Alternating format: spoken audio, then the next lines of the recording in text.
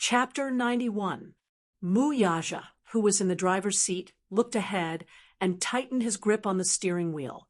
As they sped along, the night view flashed past the window. Yun Shirshir really treated Lee Hanlon as the principal of her kindergarten and kept asking him about Yu Yu's situation in school. Principal Lee, as a mother, I'm really incompetent. How is Yu Yu's performance in school? Did he cause you any trouble? Lee Hanlon maintained a polite smile on his face, but he was about to cry in his heart. It was too difficult to act out this act. He turned his head and looked at Yu helplessly. The little one saw that he was in a difficult position and couldn't help but snicker. His beautiful eyes curved into crescents, and he looked exceptionally beautiful. Mommy, didn't the principal say that Yu Yu's performance was very good? He stuck out his tongue.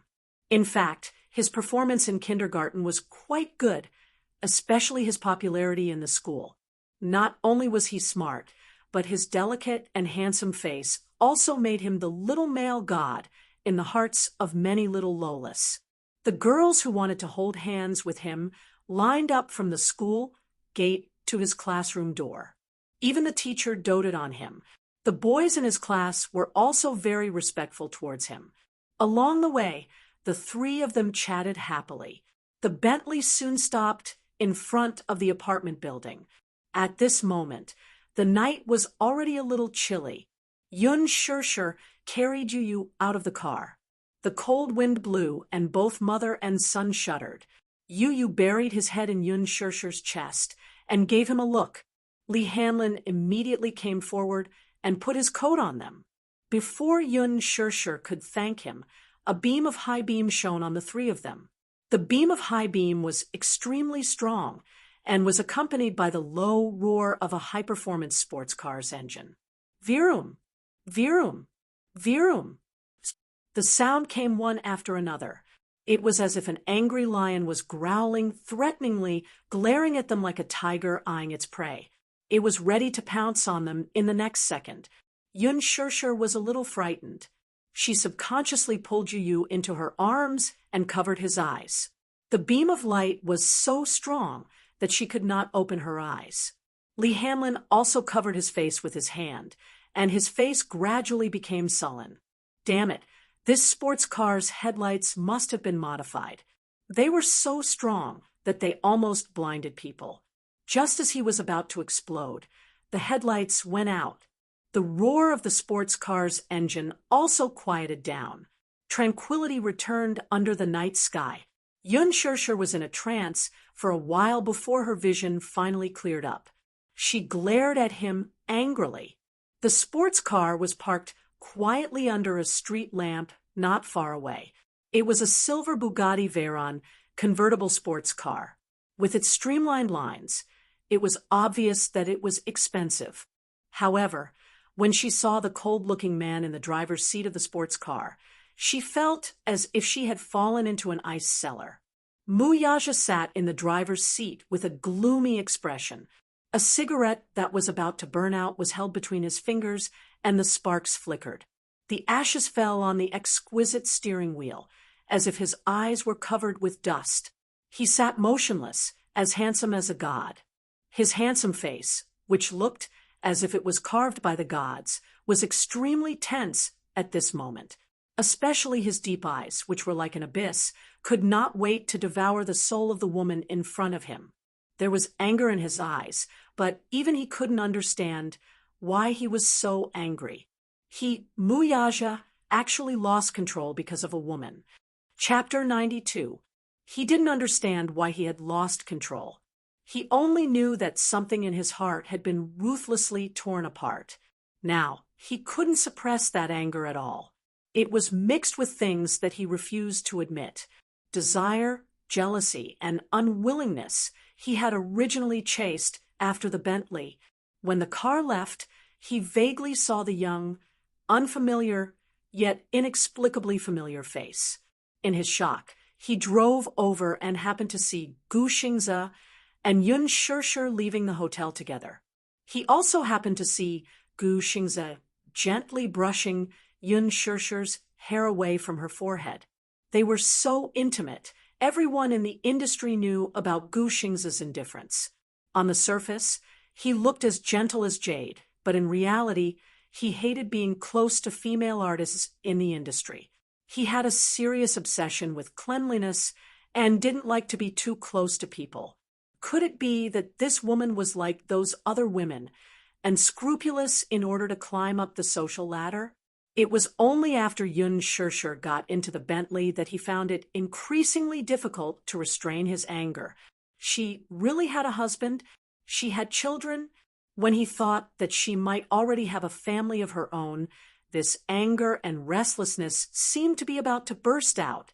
Along the way, he followed closely behind until the car stopped in front of the apartment building and saw the scene. It was like a warm and harmonious family of three. The heartwarming scene was so heartwarming that it hurt his eyes. Muyaja took a deep puff of his cigarette. His slender fingers crushed the cigarette, but outside the window. He slowly got out of the car and closed the door with a bang. The sudden and heavy sound made Yun Shirshir take a step back in shock. In an instant, too many distracting thoughts flashed through her mind. Only one firm thought emerged in her mind. She couldn't let this man take you away. Yun Shirshir was shocked and scared. She turned around and handed Yu over to Li Hanlin. She raised her head and handed the keys to Yu. She stroked his head and said with trembling lips, "You go upstairs and wait for Mommy, okay?" "Mommy?" Yu looked at her with a complicated gaze. She was naturally worried. "Good boy. Mommy will come up to accompany Yu soon. Yu, go upstairs first. Good boy." Yu could not help but clench his small hands into fists as he nodded obediently. Yes. Li Hanlin had a complicated look on his face as he carried Yu upstairs. Yun Shirshir's thin body shivered in the cold wind. She turned around with a pale face and met the man's cold eyes. Muyaja looked at her coldly. His eyes were probing and cold. They were as sharp as a sword. He stared at her as if he wanted to see through her frail body. Yun Shirshir felt uncomfortable under his gaze. It was as if he was going to pierce through her body. What do you mean by this? Are you following me?" She questioned him, but he remained silent. He only raised his feet and moved closer to her. The aura on his body was too strong. As he approached, it was as if there were countless invisible sharp auras spreading out endlessly, surrounding her body. The man stood in front of her arrogantly. His intimidating height made her seem so weak. She was so weak that she was like a porcelain doll. It was as if he could crush her with a light pinch. "What are you doing?" She widened her eyes warily. Chapter 93. Before she could defend herself, the man took a big step forward and forced her to the corner of the wall. His tall figure came over and trapped her in the corner. There was no way to escape and no way to retreat. Muyaja bowed his head expressionlessly and easily controlled her in his world. He was as arrogant as an overlord who ruled over the life and death of all things. He pinched her chin and forced her to look up to meet his face.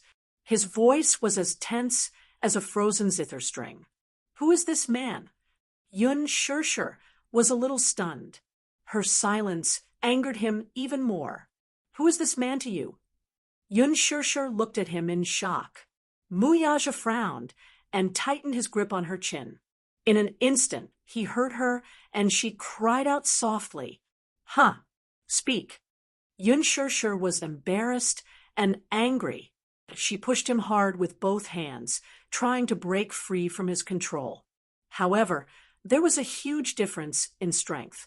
No matter how much strength she used, the man did not move and forced her even more. "Be good. Tell me, who is he?" Muyaja leaned in close to her face. Under the dim moonlight, his handsome features came into view. "Husband." Yun Shirshir's thin lips trembled, and she shook her head. Mu Yaja furrowed his brows slightly, but his thin lips coldly spat out two words that were like ice cubes crashing against each other. Lover. Yun sure flew into a rage out of humiliation. She stared at him coldly and gritted her teeth. No. No. Mu Yaja stared at her, his lips curled into a smile. His slender and cold fingertips rubbed against her lips lightly and heavily. His eyes were cold. Then, that child, Yun Shirshir, was stunned and her face turned ashen. Her eyelashes trembled violently, and her eyes darted around, not daring to look at him. The man narrowed his handsome eyes. He could see that she was so afraid that her whole body was trembling. It was as if she had a guilty conscience and was about to be exposed when she was trembling with fear. Why was she so afraid? What exactly was she afraid of? He recalled the scene earlier and felt that this woman's behavior was so strange and fishy. Yun Shirshir held her breath and lowered her eyes in horror, not daring to look at him. At this moment, her heart was already in turmoil. This man mentioned that child. Could it be that he had already found out about Yu's identity? No, she had hidden it well for the past 6 years. Yun Yeching had a good personal relationship with the hospital's director, so he had taken care of all matters no matter how big or small, so there would not be any leaks at all. He wouldn't know. Even if he knew, she wouldn't compromise a single step. Mu Yaja raised a brow and coldly. Sit. Did I hit the nail on the head? Mu Yaja smiled. What's the difference between you and those women? You're just trying to climb the social ladder and marry into a rich family, aren't you? He looked at her. His eyes were filled with disappointment, coldness, and some complicated emotions that she could not fathom. In the middle of the night, she went to a banquet and got into a stranger's luxury car in a drunken stupor. And this man was neither her husband nor her lover, yet he behaved so intimately. She even had a child with her. If he was not an illegitimate child, then what was he? Chapter 94. In the entertainment industry, there were too many women like her who flirted with men and dreamed of marrying into a wealthy family. She was even willing to pay any price to get married.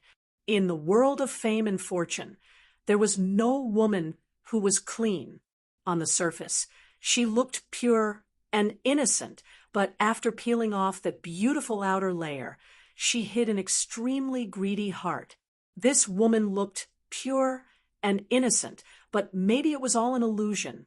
When he thought of how this woman was seductively pleasing other men, Mu Yaja's gaze turned even colder. Yun Shirshir could feel the terrifying cold air around him. Before she could retreat, the man had already grabbed her waist and pulled her to him. She exclaimed in shock, and her cherry lips were instantly sealed. Mu Yaja lowered his head and fiercely sealed her lips with his. His pearly white teeth grazed her lips as he sucked on them tightly and savagely. She had nowhere to retreat. With a loud bang, her back was pressed against the cold wall, and the back of her head hit the wall. Everything in front of her was dazzled. No, you don't want it? Mu Yaja opened his deep-set eyes. He was craving her beauty. Mu Yaja lowered his gaze and looked down. From his angle, he could see her slightly open neckline and beautiful curves. The scene in front of him made his heart beat faster. He wanted her. He wanted this woman as if he was possessed. That was the most honest thought in his body. He wanted more, but she pushed him away forcefully. No, don't touch me. Just as he was about to say something, he suddenly heard the sound of the window opening upstairs. Immediately after, a basin of cold water poured down and drenched him. The cold water seeped into his collar and slid down his back. The night wind blew, and it was chilling. Mu Yaja was stunned. Yun Shirshir gasped. The angle of the basin of water was very precise. Not a single drop splashed on her body. She looked at Mu Yaja anxiously, only to see that his face was as dark as a stormy cloud. He raised his head abruptly and saw the little one leaning against the window on the third floor, looking down at him condescendingly. The night was dark, and it was hard to see the boy's facial features clearly. However, his exquisite silhouette could be seen clearly under the moonlight. He propped up his little head with a devilish smile in the corner of his eyes. His crisp and childish voice slowly said, "It's not good for a man to bully a woman like this, right?"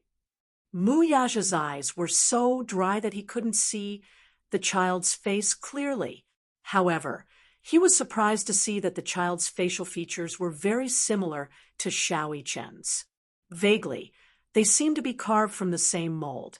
"We're both men, but I feel ashamed for you. What kind of man are you to bully a woman?" "Humph." With that, Yu called out, "Mommy, don't stoop to his level. Quickly come upstairs. We won't play with him." Yu's soft and adorable voice actually made her feel at ease. Yun Shirshir was stunned for a moment before she hurried upstairs. Yun Tianyu gave Mu Yaja a deep look before slamming the window shut. Mu Yaja's brows furrowed slightly. His face was as stiff as ice until the vibration of his phone pulled him back from his thoughts.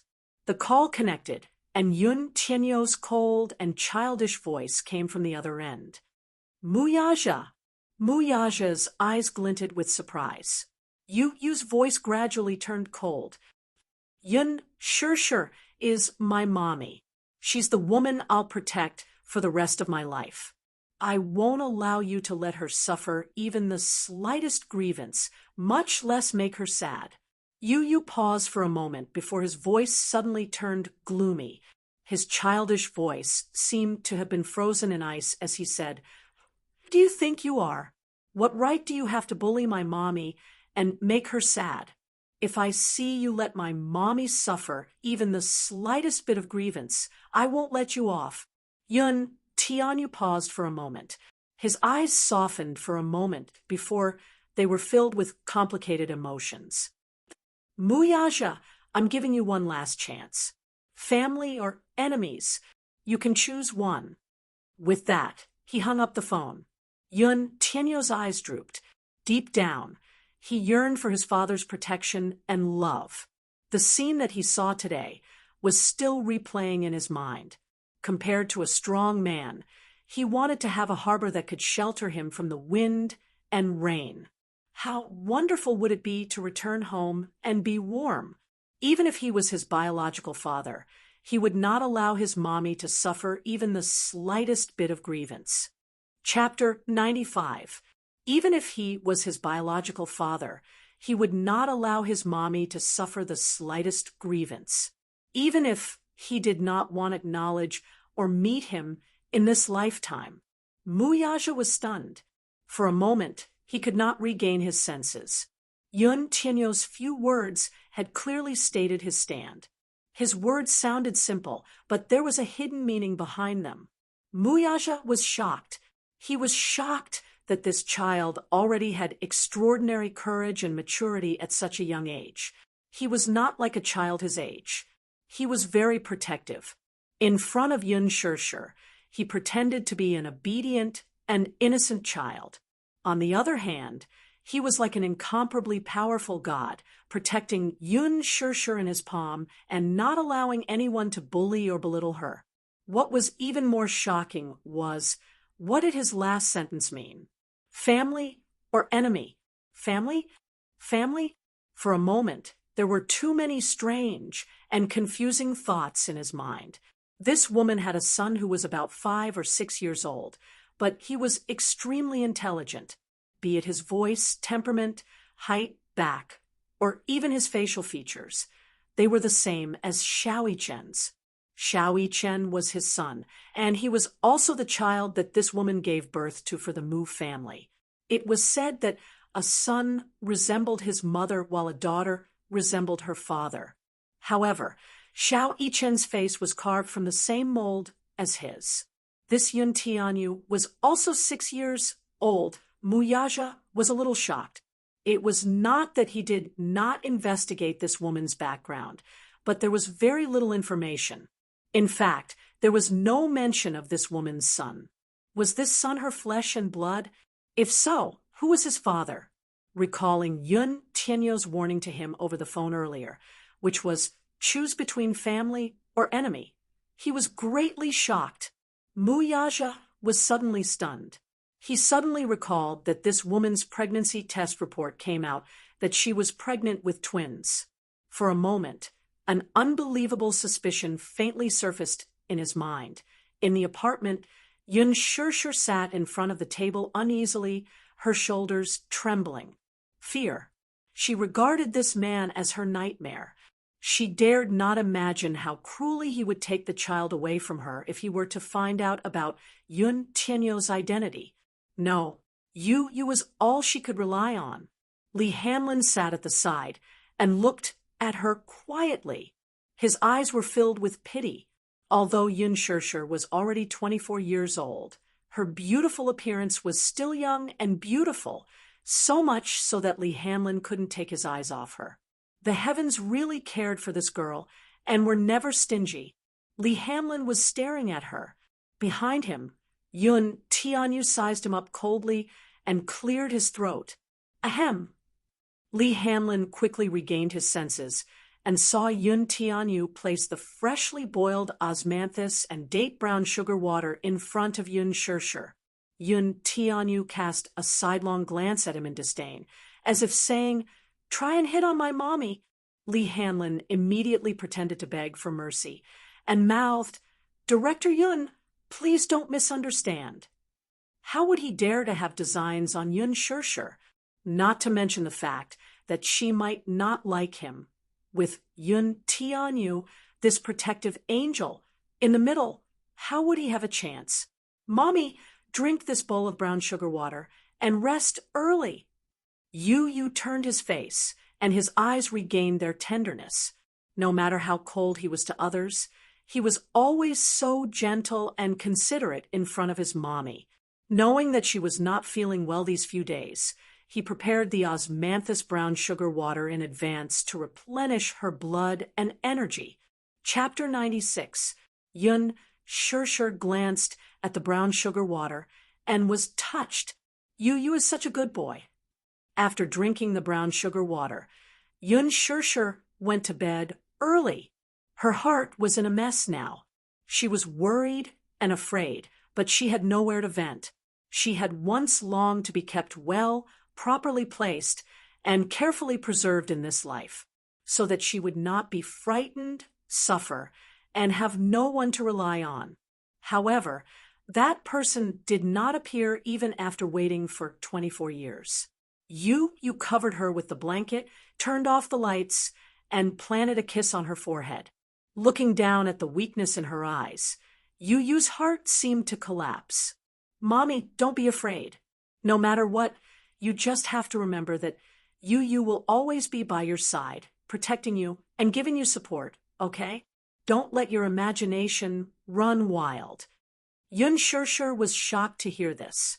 She stared at him fixedly, and unknowingly tears welled up in her eyes. "Yu, will you really be by Mommy's side forever and never leave me?" "Of course." You lay on the bed and suddenly smiled. "Mommy, don't think too much. You will always be by your side." Yun Shusher nodded heavily and closed her eyes. Yu closed the door and walked into the study room. He saw Lee Hanlon staring at him, incredulously, as if he had seen a ghost. He said unhappily, "Agent Lee, what's with that look?" Lee Hanlon coughed dryly and retracted his gaze, awkwardly. "Director Yun, I don't think you and your mommy are mother and son." "Then what do we look like?" Yun Tianyu raised a brow and asked with interest. Lee Hanlon solemnly answered, "Father and daughter." His brows twitched. Lee Hanlon put his palms together and twisted his body. He looked up at the sky and lamented, I'm so envious. I also want to have a son as smart, obedient, and warm as you, President Yun." Yun Tianyu coughed and mercilessly pointed out, "I'm afraid you won't have such a chance, Agent Lee." "Why?" Lee Hamlin asked sadly. "Genes are very important." Yun Tianyu's lips curled mockingly as he gave a concise reply. It meant that in order to give birth to a smart child, the father had to have smart genes. Was he calling him stupid? Lee Hamlin was speechless. On the surface, this little demon looked pure and harmless, but his words hit the nail on the head. He was extremely two-faced. "President Yun, have you met your biological father?" he asked cautiously. "No." Yu glanced at him and suddenly said, "But he must be a very handsome and outstanding man." Lee Hamlin clicked his tongue in wonder. "How would you know if you haven't seen it?" Yu looked at him like he was an idiot. "If he wasn't outstanding enough, how could he have a genius son like me?" He hit the nail on the head and was speechless. Lee Hamlin could not help but sigh. "I didn't expect the most mysterious and honorable director of Leji Holdings to be a 6-year-old child. Won't the other shareholders vomit blood if they find out about this?" "Vomiting blood won't change the fact." Yun Tianyu sat down elegantly in front of the desk and leaned back lazily. A trace of coldness appeared on his handsome face. "I heard that the board of directors isn't very peaceful recently." "Yes, a few senior directors have some complaints about you, President Yun." Lee Hamlin regained his serious expression and solemnly said this. Leji Holdings' board of directors had 5 major shareholders, and they had some say in the board. Yun Tianyu raised a brow. "Oh, what did those old good-for-nothings say?" "Director Zhang doesn't quite understand some of your actions." Lee Hamlin paused and looked at Yun Tianyu to observe his expression. Leji Holdings was the world's largest toy supplier. After entering the China market, it sponsored a few well-known children's programs and became famous overnight. However, a while ago, Yun Tianyu secretly instructed them to invest in a teen movie. Chapter 97. His action caused an uproar among the board of directors. It was somewhat unthinkable for a toy brand to invest in a teen movie. Lee Hamlin inquired and found out that the upcoming teen movie was The Green Apple, based on a famous novel. It was produced by Huanyu Entertainment, and the director was the famous Lin Fengtian. The male lead, Gu Xingze, had already been selected. Leji Holdings invested in this movie and became its biggest investor just because of Yun Tianyu's words. It had to be said that Leji Holdings was filthy rich. Lee Hamlin carefully asked, "Director Yun, are you investing in this movie because you want to enter the entertainment industry?" "Not interested." Yun Tianyu fiddled with the design modules on the table nonchalantly. "Then why did you suddenly invest in this movie?" Lee Hamlin was even more perplexed. "I'm happy." Yun Tianyu raised a brow, annoyed that he was talking too much. Lee Hamlin shut his mouth resentfully. Yun Tianyu unhurriedly said, "There are conditions for me to invest in this movie." The morning sun rose. Yun Shusher woke up early.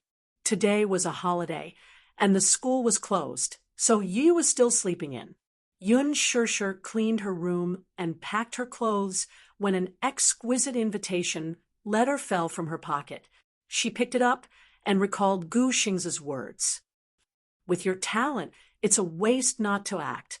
Tomorrow is the last day of the female lead audition. I'll be there, too." Yun Shusher stood rooted to the ground for a long time. As if she had made up her mind, she clenched her fists tightly. Before leaving the house, she specially changed into a clean white dress, a snow-white blouse, and a navy blue pleated skirt. She looked pure and elegant. She had read the script of the novel over and over again. She had already chosen the part of the audition in her heart. Following the feeling that Yin Xiaochuan gave her in the novel, she specially took out the brand of cosmetics she had bought before and put on a fresh and light makeup in a few minutes. Yun Shirshir looked at herself in the mirror. Her face was like a lotus flower, and her face was like a peach blossom. Her pair of bright and beautiful eyes were shining brightly. She had the most obvious vitality and cuteness of a pure and innocent girl. Long and dense eyelashes, pink and translucent lips. Any man could not help but want to kiss her. The corners of her lips curled up slightly, with just a slight smile. Her entire face seemed to come alive. It was as if because of this sweet and beautiful smile, the sky outside the window seemed exceptionally clear and beautiful. Yun Shirshir composed herself and went out. When she rushed to Huanyu Tower, she followed the door and found the audition venue in the music building. However, she was stopped by the person in charge of the audition at the door. When the person in charge saw her at first, he could not help but be stunned. It had been 2 days since the audition, but the girl in front of him was the most outstanding one he had ever seen. Seeing that she was about to go in, he quickly stopped her and asked her for the audition letter. She flipped through her bag and was surprised to find that the invitation letter she had put in her bag before she left was gone. Yun Shirshir frowned and said, "I left the invitation letter at home." "You left such an important thing at home?" The person in charge clearly did not believe her and was certain that she was lying. "Are you making up an excuse? A few people said that today. You don't actually have an audition letter, right?" Yun Shirshir smiled, but she was neither anxious nor frustrated. "I do. Gu Xingze gave me the audition letter." Chapter 98. That person was even more amused when he heard that. "Huh, you're just an unknown college student. Who do you think Superstar Gu is? Don't try to climb up the social ladder. He's in the audition room. You can ask him." The stalemate at the door was suddenly interrupted by a sudden voice. "What's the matter? Why are there so many people at the door?" Gu Xingze had just walked out of the audition room when he vaguely heard a strange commotion downstairs. He hurried over, only to see such a scene. Amidst his astonishment, he caught sight of Yun Shirshir, who was blocking the entrance, and exclaimed in surprise, "Shirshir, you're here!" He walked over to her enthusiastically. "Shirshir, you're here? I thought you'd given up." Yun Shirshir was a little unaccustomed to his enthusiasm. "Hello, don't call me that. Just call me Xingze." The person in charge standing at the side was in a mess. "Oh my God, is this star-studded Gu Xingze really that lofty superstar from the past?" At this moment, the first group of candidates had finished their auditions. A group of gorgeously dressed girls walked out of the classroom. Among them was Yun Na, who had finally gotten the audition opportunity by hook or by crook. Her face, however, was a little strange. A few days ago, Li Dongqiang came looking for her, as promised. Li Qin and Yun Yeqing were not at home. Yun Na had locked the door, but the man broke it open and barged in. The moment he entered the room, he grabbed her hair and pulled her into the bedroom. Then, he slapped her so hard that she fell onto the bed. *TCH, you think you're paying me back? Are you ignoring my words? Yun Na was so frightened that she cried, "Brother Chong, I don't have money. I really don't have money." "No money? You're still in the business. If you don't have money, the principal is 200,000 yuan, and the interest is 500,000 yuan. Not a cent less." He could not take it anymore and slapped her a few more times to vent his anger. Yun Na covered her swollen face and cried out in grievance, "Didn't I get my sister there? She served you for a night. No matter what, she's worth 500,000 yuan." It was better not to mention this matter. Once it was mentioned, Li Dongqiang exploded. "You still have the nerve to bring this up. I haven't settled the score with you yet. Yun Na, you're playing with me, aren't you? Brother Chong, explain it clearly. Why can't I understand? Yun Na cried and begged for mercy. Li Dongqiang was flustered and exasperated as he strangled her neck. His eyes were red as he stared at her and fiercely said, "All right, I'll let you know how you died." It turned out that the person who had invited Li Dongqiang away that day was someone from Disheng Financial Group. Disheng Financial Group was the wealthiest family in the capital, backed by the powerful Mu family. Several bodyguards took him to an underground parking lot where there were few people and taught him a lesson. Li Dongqiang was the local tyrant of the East Street that could not be underestimated. To be able to reach his position, he could be considered a person who had experienced a lot of bloodshed. Therefore, he had a certain level of martial arts. He had even fought in the black market before. However, these bodyguards were legitimate special forces mercenaries who had retired from the war. They were real soldiers who licked the blood on the tip of their swords. One of them could take down 5 Li Dongqiangs. Li Dongqiang was almost beaten to a pulp. Fortunately, he was a tactful person. He knew that he had offended some big shot. He kowtowed and begged for mercy, and only then did he manage to preserve his manhood and not be crippled.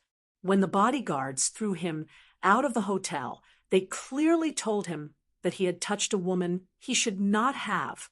Chapter 99. Was the woman he shouldn't touch referring to Yun Shirshir?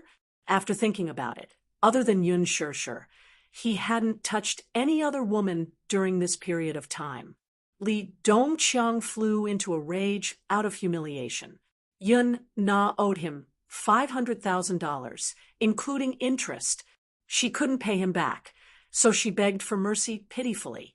Li Dongqiang also thought it was fun. He asked her to find him a pure and innocent woman to repay the debt. He even promised to get her an invitation to the audition. Yun Na then said that she had an elder sister who was extremely beautiful and pure. Hence, Yun Na used some tricks to trick Yun Shirshir into coming over. Yun Na wasn't lying. This Yun Shirshir, aside from her illegitimate son of unknown origin, was truly an otherworldly beauty. Who would have thought that this woman wasn't simple? She had a financial backer, and it was the powerful Mu family in the capital.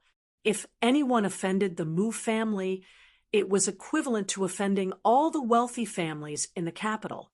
Li Dongqiang suffered a double loss. How was he going to survive in the East Street area in the future? The more he thought about it, the angrier he became. In a fit of rage, Li Dongqiang threatened to rape Yun Na. However, when he thought about how this woman still owed him money, he endured it. He didn't expect that Yun Na would be penniless when he came to collect his debt. Li Dongqiang was thoroughly enraged. "You cheap woman! I was having fun in the East Street area, but you ruined it all. I even used my connections to get you that invitation, but you're so shameless." The more Li Dongqiang thought about it, the angrier he became. Now that he had lost both her and his money, the loss outweighed the gain. He who had lost his mind immediately beat her up on the small wooden bed in the bedroom and ruthlessly did her. Yun Na was embarrassed and angry. Although it wasn't her first time, she had never experienced such a situation and was quite frightened. There were screams and cries. Li Dongqiang took out a butterfly knife and pressed it against her throat. He cruelly threatened, "Yun Na, scream again. Try screaming again. Although I, Li Dongqiang, have lost my power, it's still easy to do you." After a series of threats, Yun Na saw that she couldn't break free and could only obediently submit with tears in her eyes. After being pressed down on the bed and ruthlessly done twice, Li Dongqiang used his phone to record the entire process. However, his anger still hadn't subsided. He called a group of brothers and brought them along to do Yun Na to his heart's content. Li Dongqiang played with her in the most hardcore way to quell his anger. She had intended to use the moves on Yun Shirshir, but instead, she used them on Yun Na. That was it. Yun Na's worth 500,000 yuan. She couldn't be compared to Yun Shirshir. In Li Dongqiang, Yun Na, Yun, and Yun, as Yun's TS. In total, Yun Na's clothes were stripped off in 3 hours. Not only was her hair disheveled and her face dirty, she was also forced to pose in several unsightly positions and take many shameful photos. The brothers had a good time. Before leaving, Li Dongqiang took out the phone that recorded those unsightly scenes and coldly threatened 500,000 yuan. Return it to me with interest when the time comes. If you don't return it, I'll perish together with you. Yun Na was so frightened that her face turned pale. She repeatedly begged for mercy. Li Dongqiang paid no attention to him and swaggered off, leaving behind a mess. Yun Na was mentally and physically exhausted. She collapsed and fainted. When Yun Yeqing returned home, he saw the mess in front of him. When he entered the house, he saw Yun Na naked. Without thinking, he knew what had happened. Flustered and exasperated, he splashed her awake with a bucket of cold water. Chapter 100. Yun Na was ashamed and resentful. She begged for mercy, but her father was not appeased. He even threatened to sever all ties with her. That night, Yun Na kept washing her dirty body while cursing Yun Shirshir 1,000 times in her heart. Her face was slapped by Li Dongqiang a few times and was swollen for a few days. On the day of the audition, even a thick layer of foundation could not cover her swollen face. Her originally delicate and pretty face was especially swollen, and her pale complexion was especially unsightly. Without a doubt, how could she pass the audition in such a state? Before the audition started, the director told her to get lost. With her current state, she would only be wasting her spot.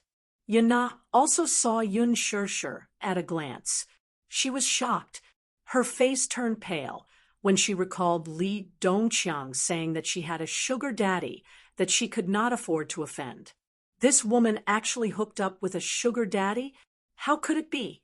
She was just a commoner in dire straits with Yun Tianyu as a burden. Why would a sugar daddy fancy her? Why was she here? Could it be that Yun Shirshir found out about her framing her that day? Yun Na panicked, but when she realized that Yun Shirshir did not even look at her, she calmed down. She looked left and right and did not make a sound. Crack! The door to the audition hall opened with the sound of the door opening. The second batch of auditions had ended. Some of the ladies who came out had smiles on their faces, while others looked disappointed. It seemed that some were happy, while others were sad.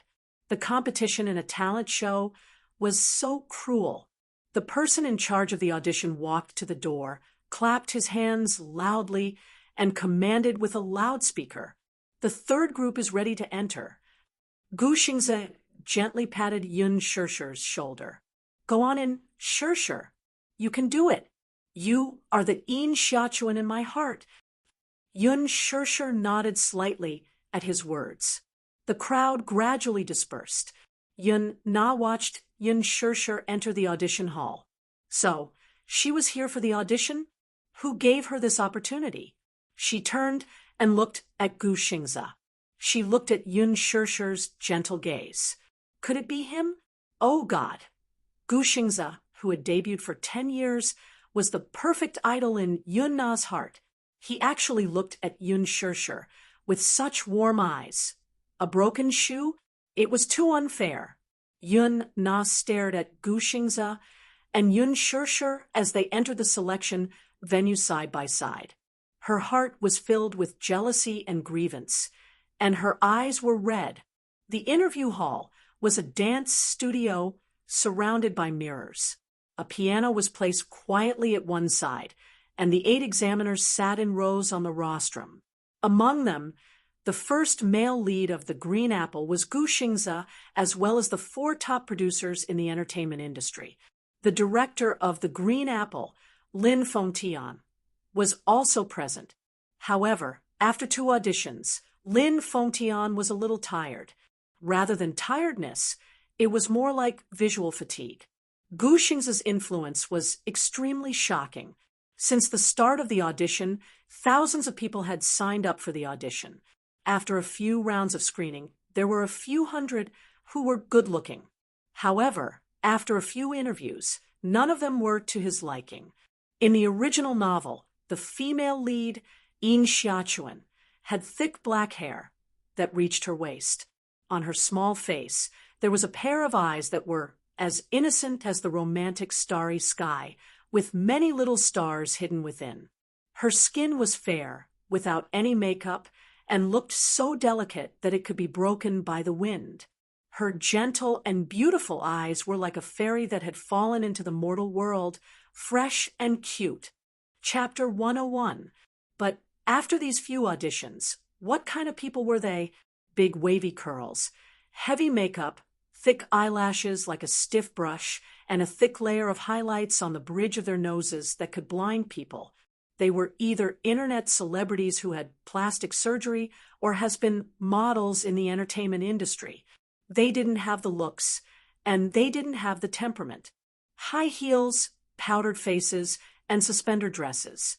What were these? Did they come from a nightclub? Other than that, the 2 auditions today could be summarized in 6 words: a whole morning of crying scenes. It seemed that these people all knew that crying scenes were the most demanding of acting skills. Therefore, after a whole morning, the people who came in for the audition all chose the most classic crying scenes in the script. Crying, crying. Although crying scenes were the most demanding of acting skills, no matter how good the plot was, if it was repeated over and over again, it would be boring. These girls cried until Lin Fengtian's head was spinning, and he didn't have the mood to act. Lin Fengtian propped up his chin in boredom.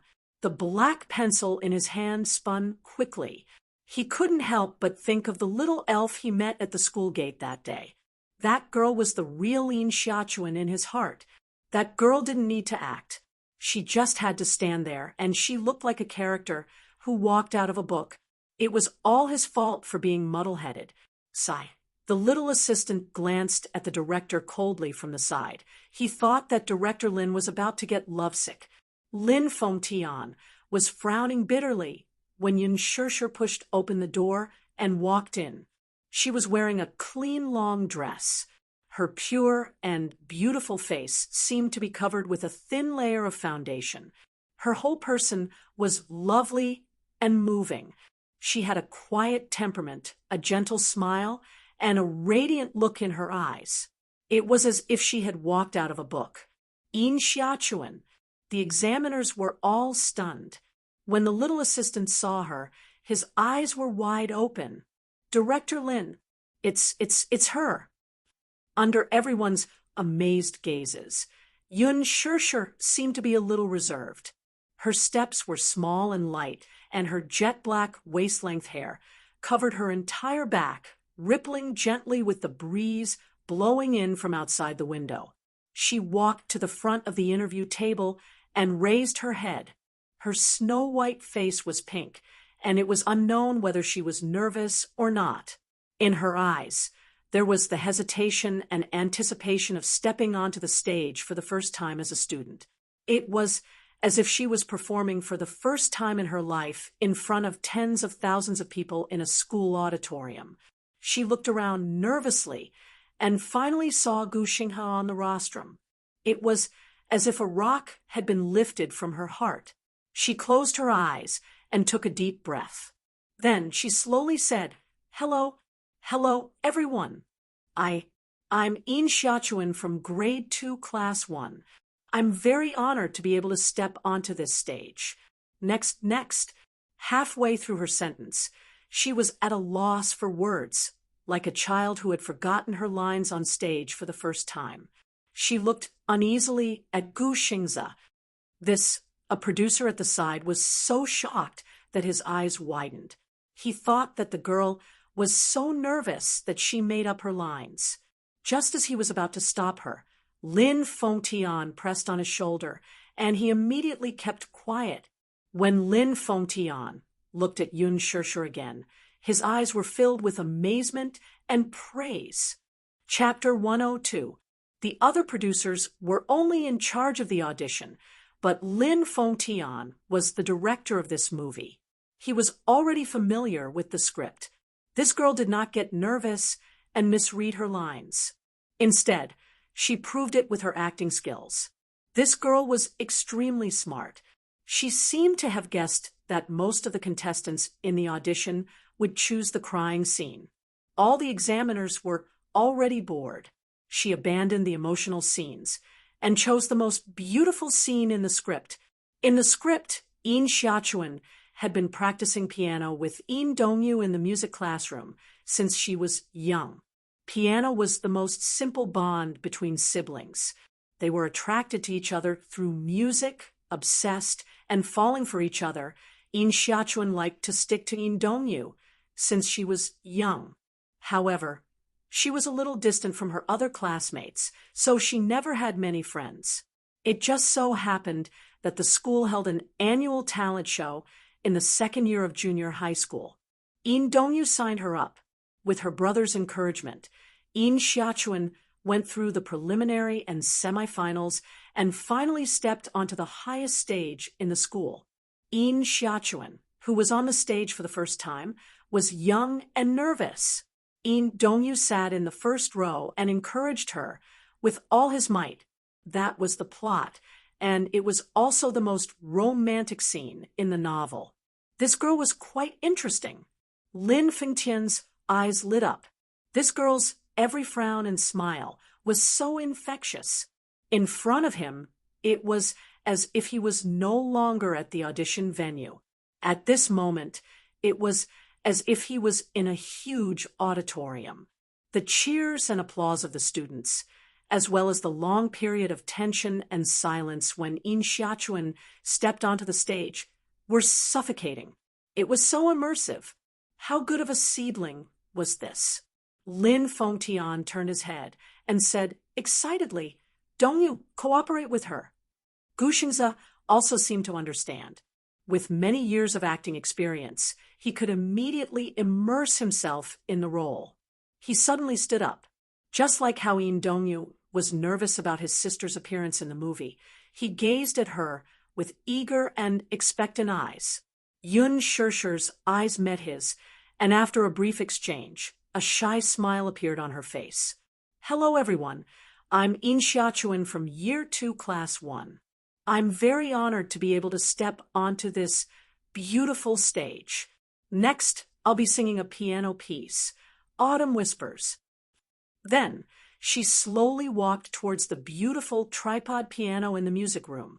She slowly walked past the piano, and the moment her fingertips touched the keys, she pressed a few wrong notes. However, she once again gently stroked the piano keys, as if her nervous soul had finally been released. Her posture was so graceful that she was like a musical fairy. Lin Fengtian suppressed the excitement in his heart. Could it be that this girl could play the piano, or was the scene going to end here? Just as he was looking forward to it, Yun Shishir's 10 fingers stroked the piano keys, and a romantic piano song, Autumn Whisper, flowed from her fingertips like flowing clouds and flowing water, smooth and graceful.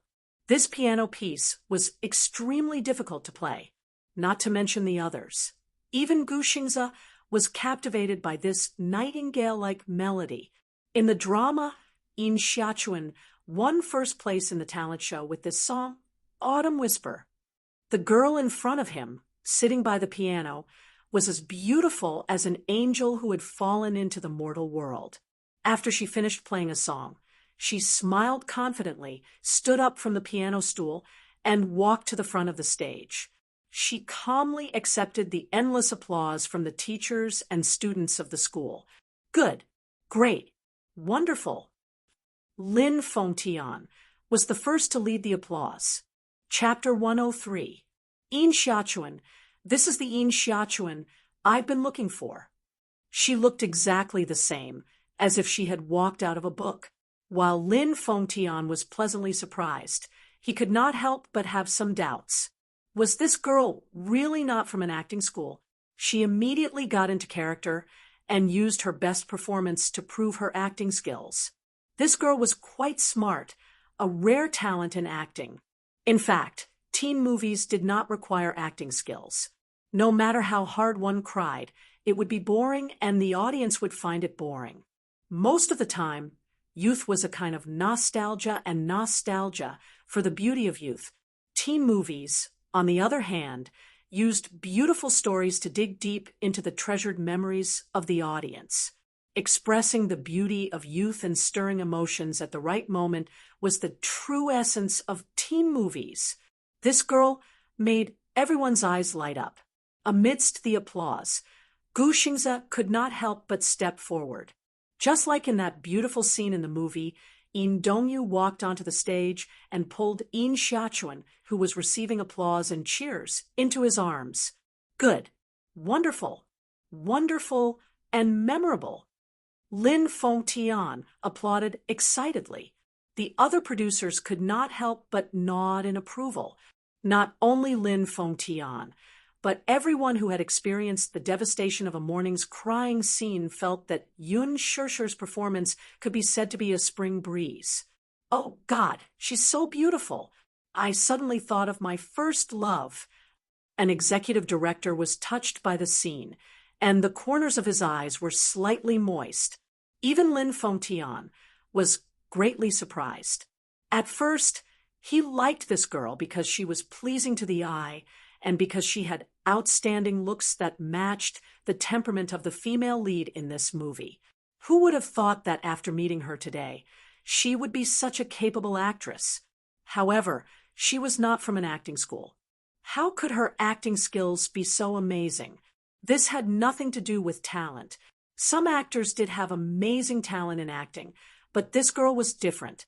From the moment she went on stage, she was in the zone of acting.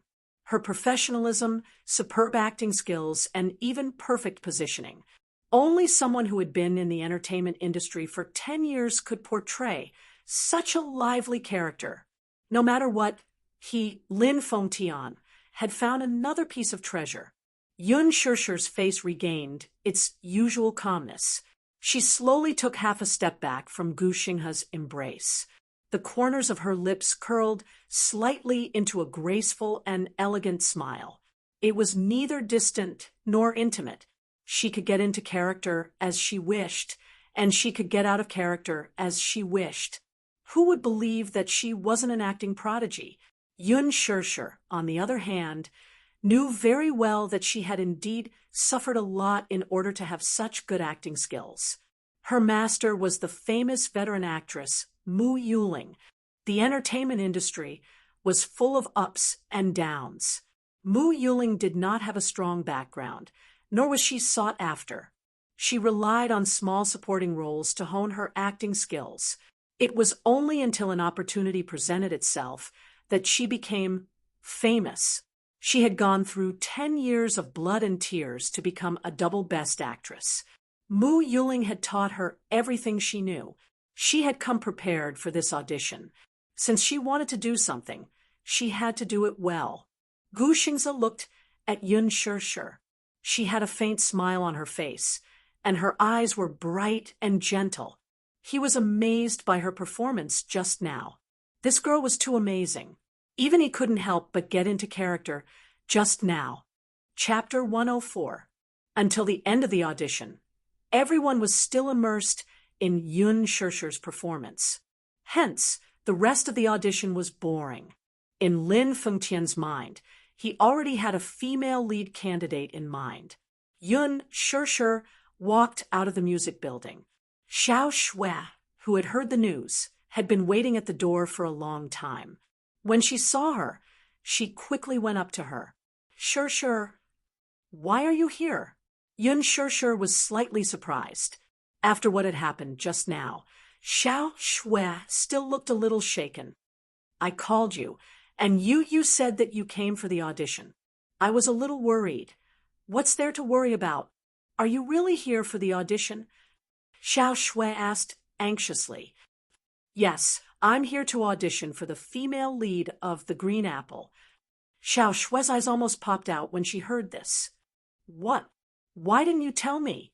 Yun Shishir smiled faintly, but did not say much. I just decided on the spur of the moment.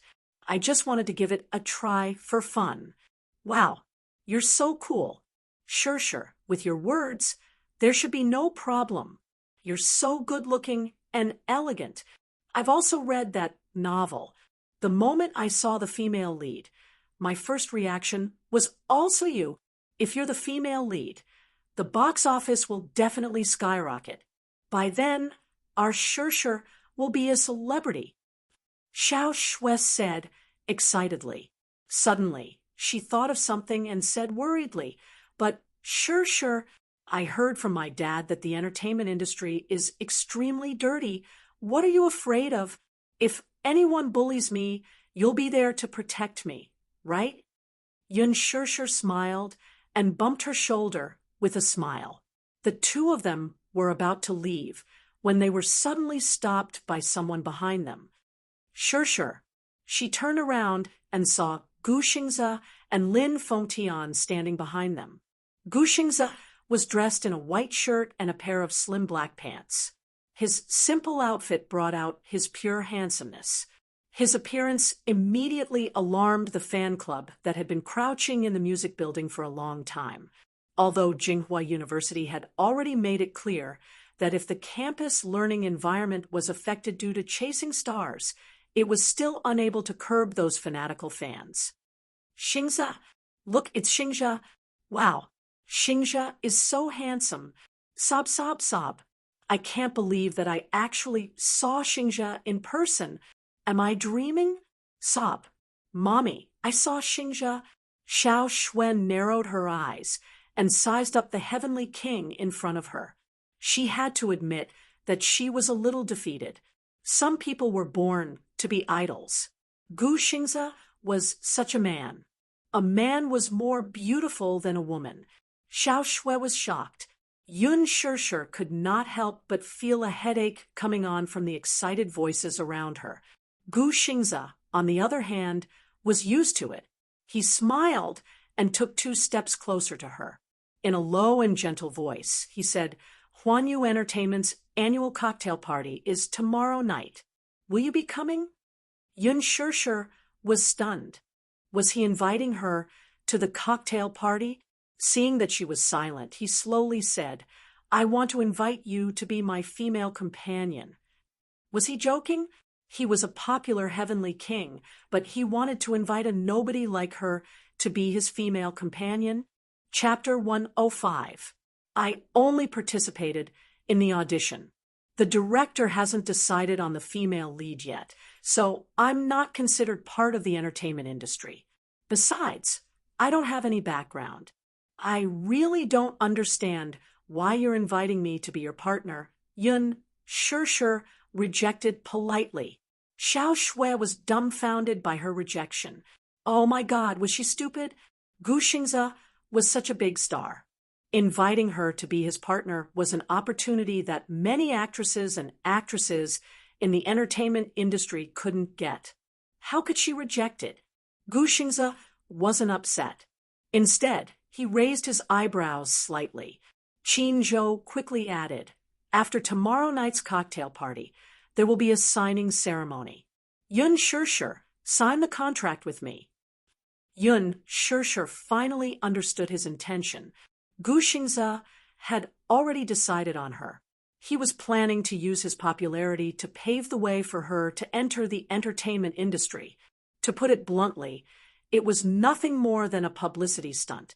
A huge publicity stunt that only Gu Xingze could pull off. The first step he took was to be ambitious.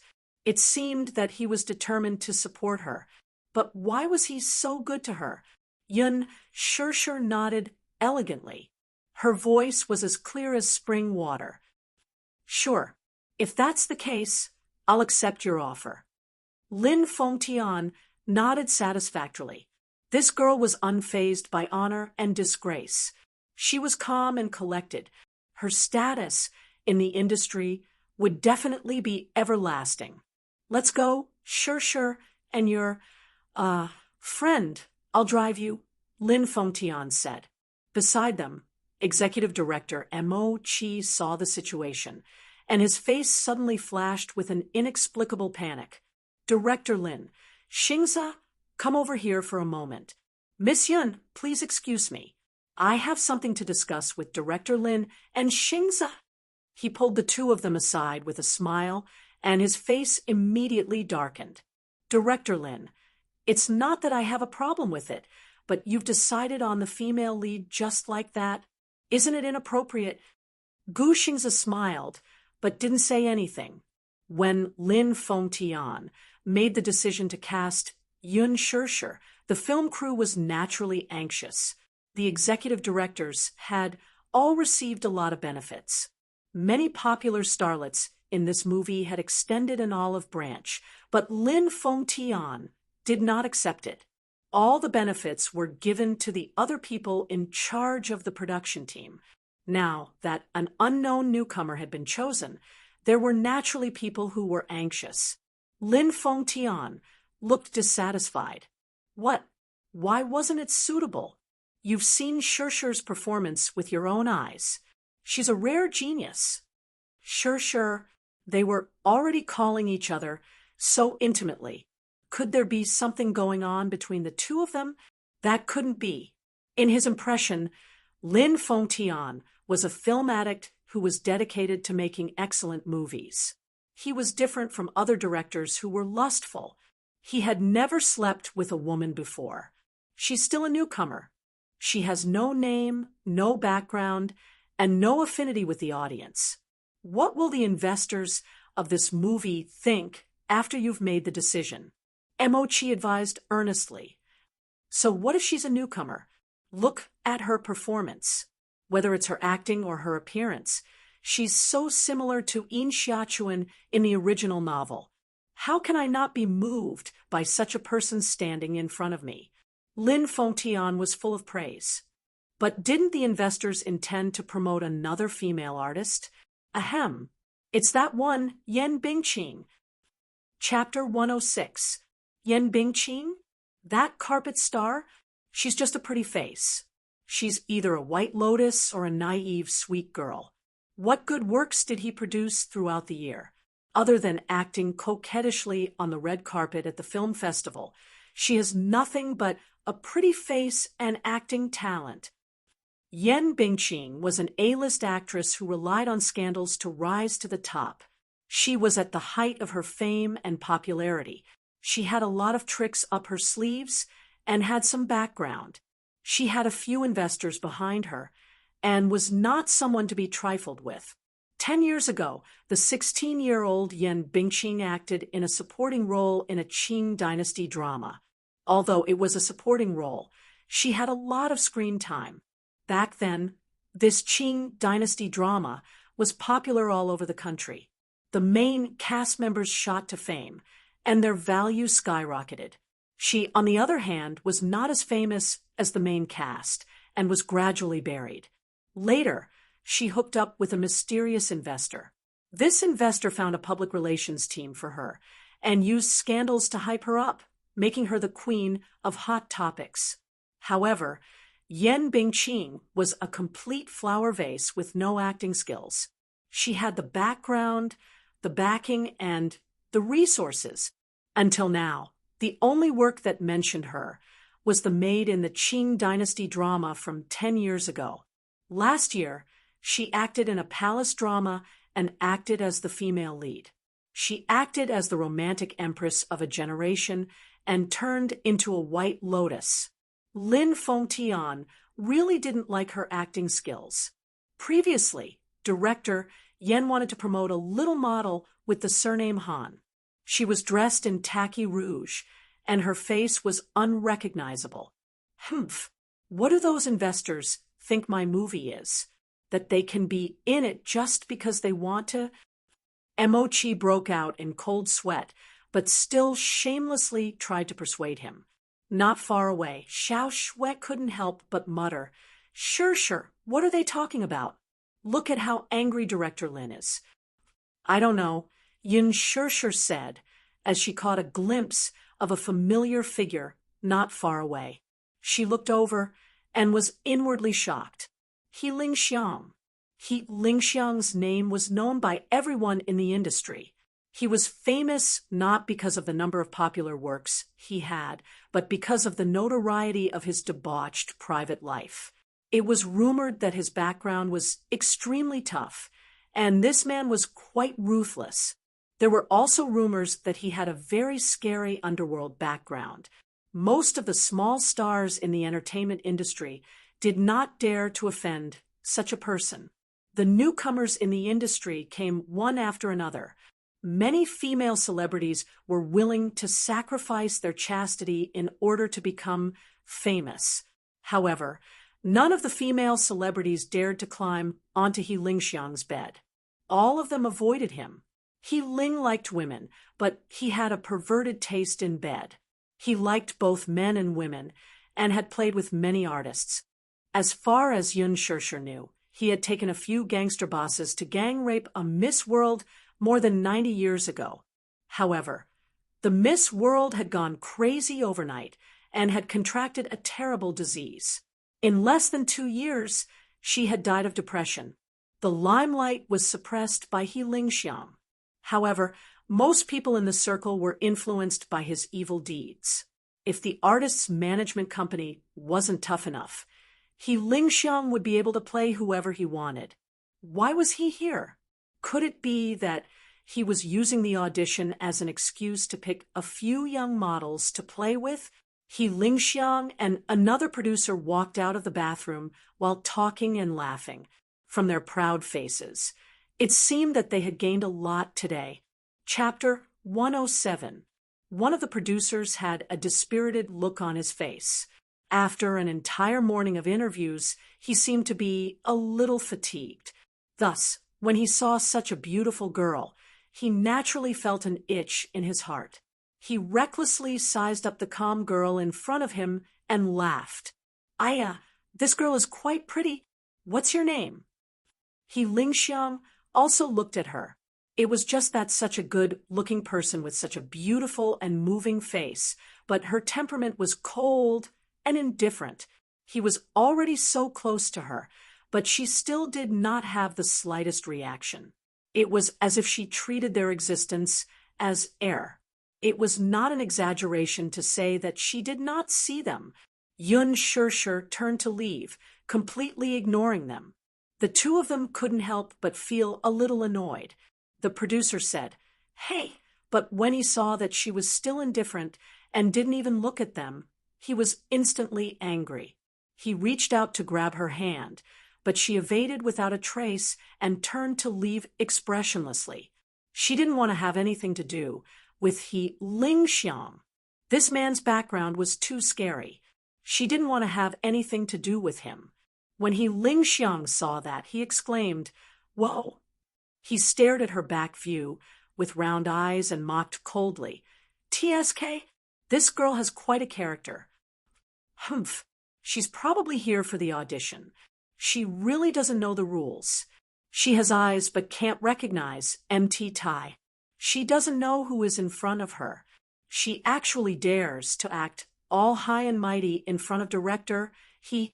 As he said that, the producer turned to look at He Lingxiang. "Am I right, Director He?" He Lingxiang ignored him, but he was interested in the delicate girl in front of him. He went forward and grabbed her arm. "Classmate, I'm talking to you. Why are you ignoring me?" "That's right, little classmate. Don't refuse a toast only to be forced to drink a forfeit." The producer also glared at her from the side. She was a dog that bullied others because of her master's power. Sure, ignore him. One look, and you can tell that he's not a good person." Little did he know that this name caused He Lingxiang's eyes to brighten up a little. Sure. He frowned as he repeated the name a few times. Then he grabbed Yun Shishir's wrist tightly. "This student, I think you have a good temperament and good looks. Why didn't you come to the audition? Who knows, maybe you'll be chosen as the female lead." Yun Shirshir faintly said, "Thank you for your kindness, Director." "It's just that I admit that my aptitude is mediocre, and I can't enter the eyes of the directors." "How could that be? I think you're pretty good. You're much better than those girls who were interviewed before. Even if you don't get chosen, it's not like you don't have a chance."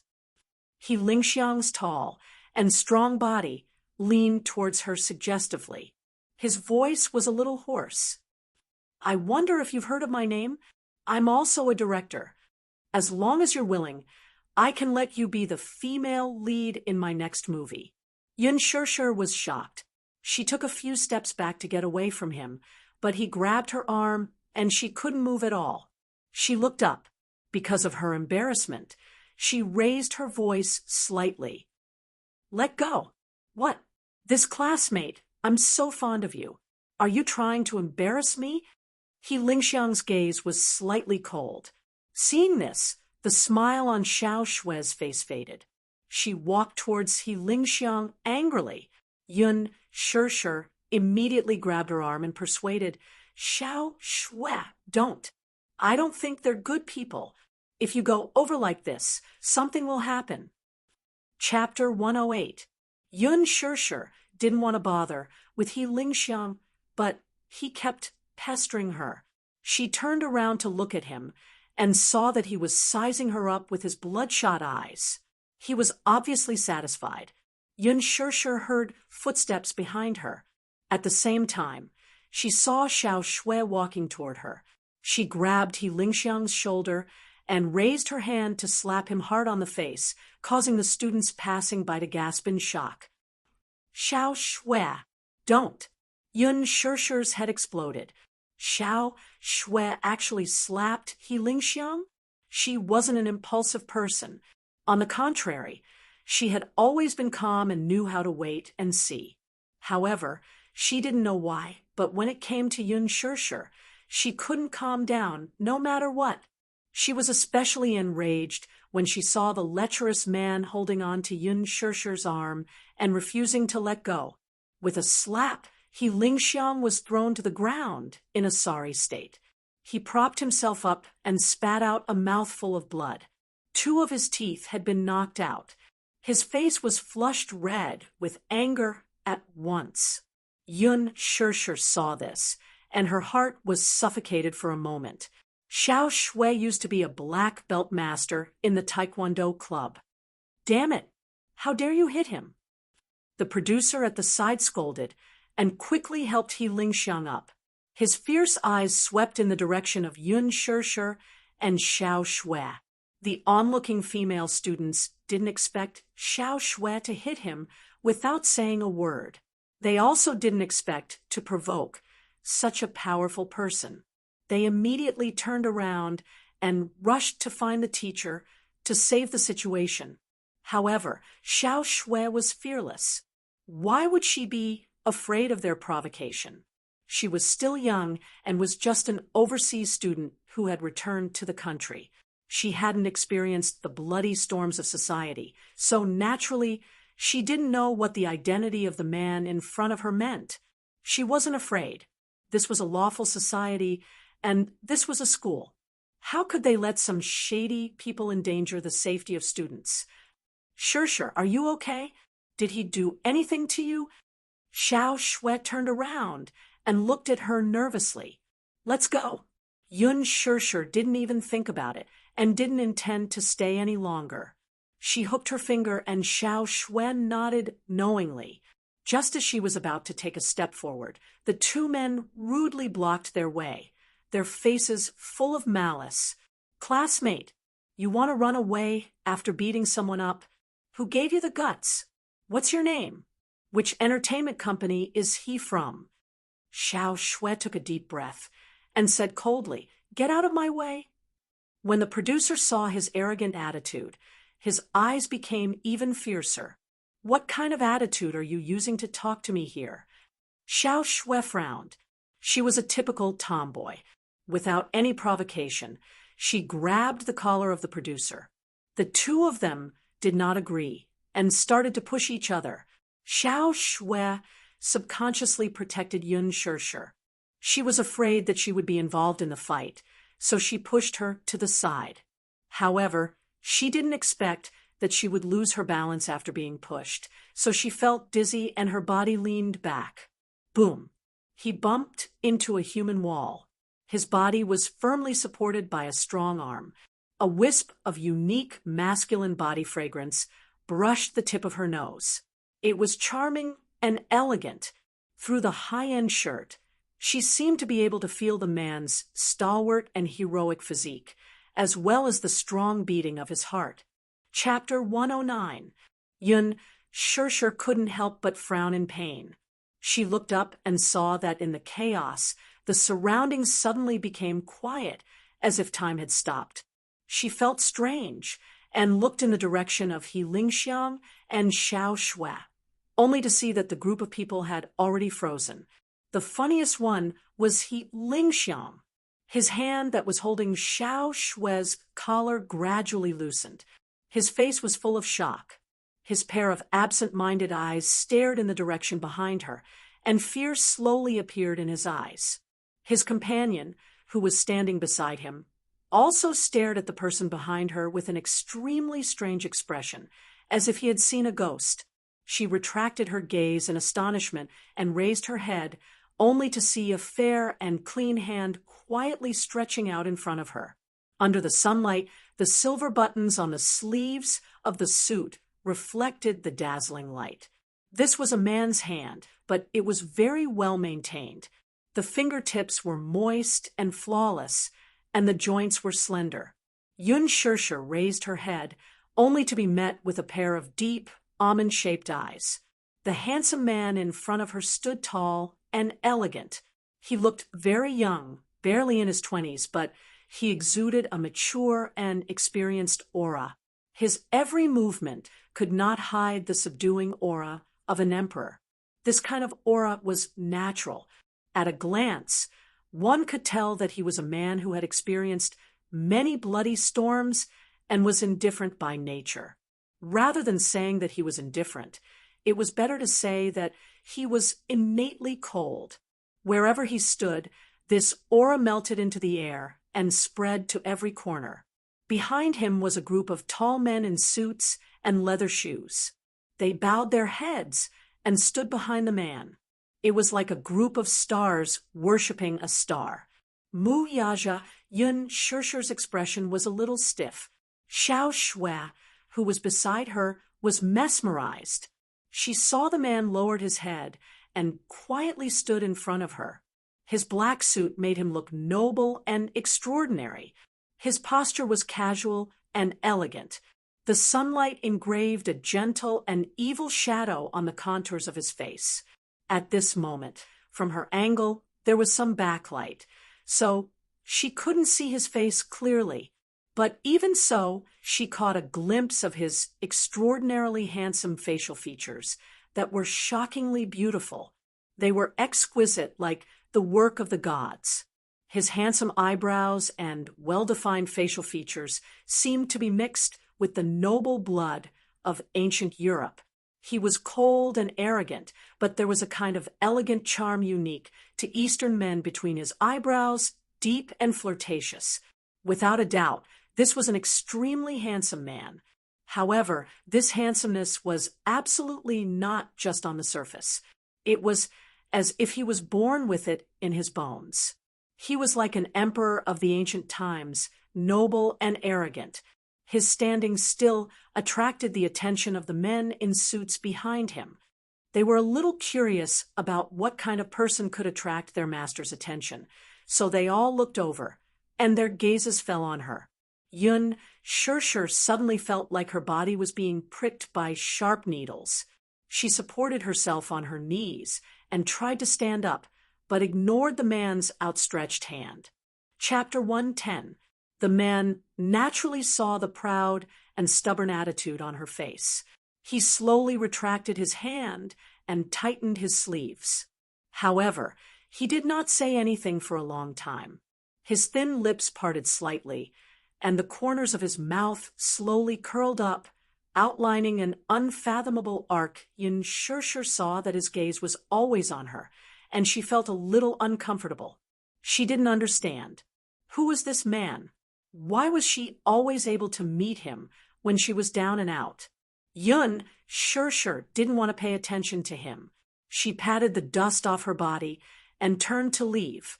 However, a cold and deep voice came from behind her. "Stop." The man spoke very softly. His words were as precious as gold, but his voice was very pleasant. It was deep and full of magnetism. It was mellow like aged wine. One sip, and it was easy to get drunk. She slightly paused and turned around to look at the man. Her eyebrows knitted even deeper. "Mister, what can I do for you?" "You're leaving just like that." Muyaja found it funny. Other women couldn't wait to get close to him when they saw him, but she avoided him like he was the plague. Could it be that she was guilty? Muyaja's lips curved into a smile. This unfathomable smile made Yun Shirshir feel a little dazzled. She said indifferently, "I'm not familiar with you, right?" Her tone was a little impatient and even very distant. Hearing this, the attendants behind her were stunned. They had never seen anyone who dared to speak so rudely in front of the young master. It had to be known that with the young master's noble status and background, even the government officials had to be courteous. Therefore, when they saw her being so rude, their faces immediately showed disgust.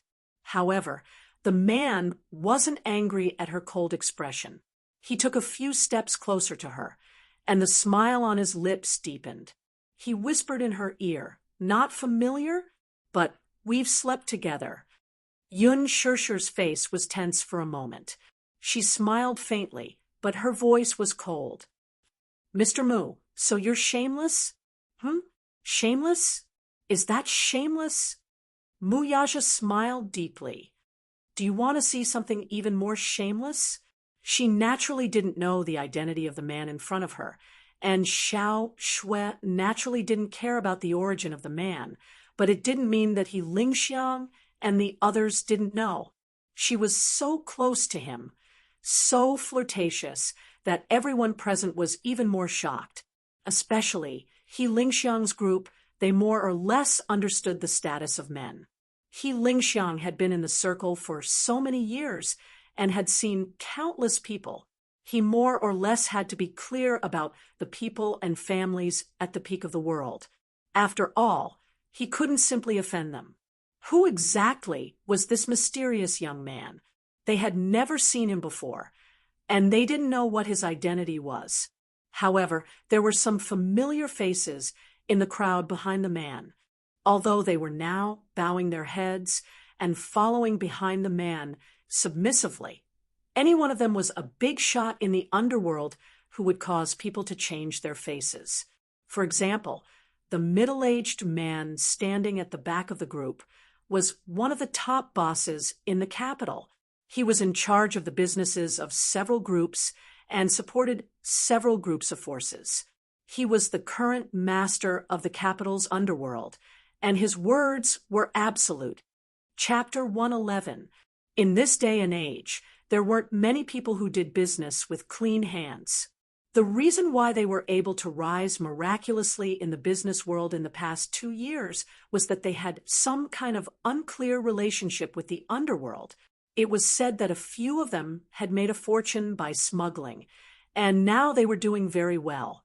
Among them, there was no lack of high-ranking officials and leaders from other provinces and even the government.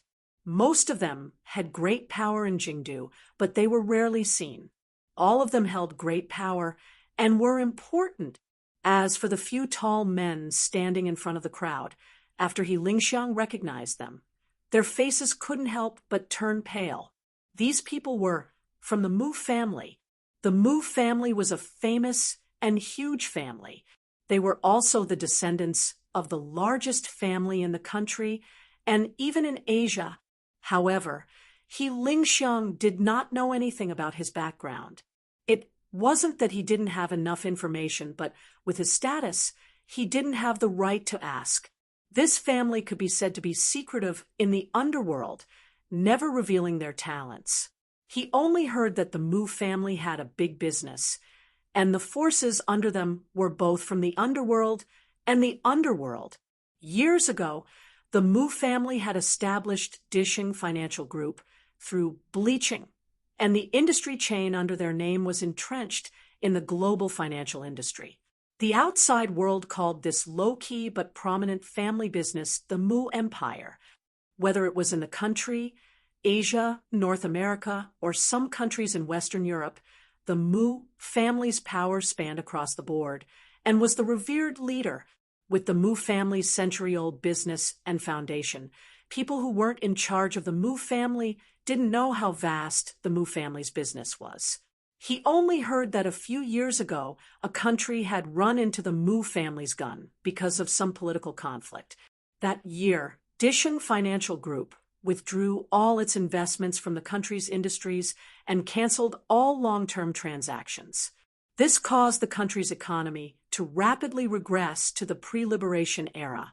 The country had no choice but to tighten its belt and learn to be a better person. Each of these big shots could shake the earth and shake the mountains, but now they were all standing respectfully behind the man. He, Ling Xiang, only felt fear toward the identity of the man in front of him. However, this Yun Shishir dared to give this man a hard time in front of so many people. Ling Xiang sneered in his heart. Wasn't this a slap to his face in front of so many people? She was afraid that her end would not be pretty. His heart was filled with pride. Sure enough, he saw a fierce-looking, cold-faced man in the crowd about to step forward and teach this girl who didn't know what was good for her. However, when he raised his head, he saw that his master had turned his face slightly. His expression was extremely cold, and that gaze contained a hidden warning. His heart trembled, and he immediately understood. He immediately retreated without batting an eyelid. They didn't understand the man's intentions. The young girl in front of him was neither a relative nor a friend, yet she kept giving him attitude. This was clearly a great disrespect to the boss. However, the boss did not seem to be angry at all.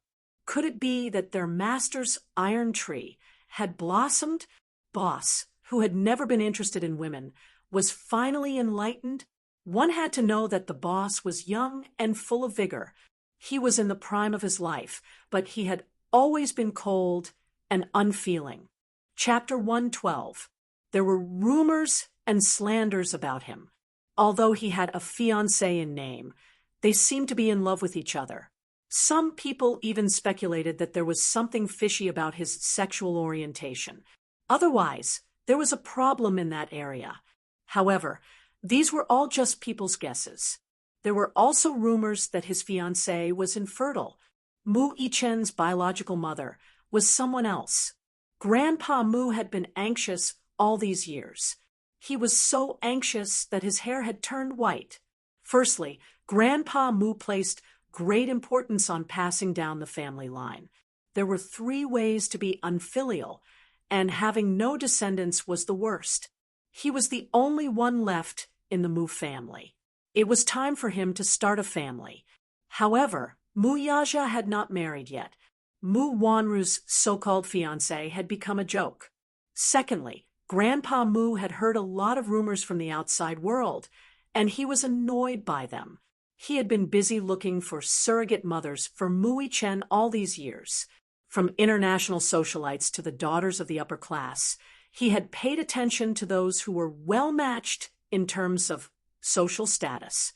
However, Grandpa Mu had seen many people, but he did not like many of them.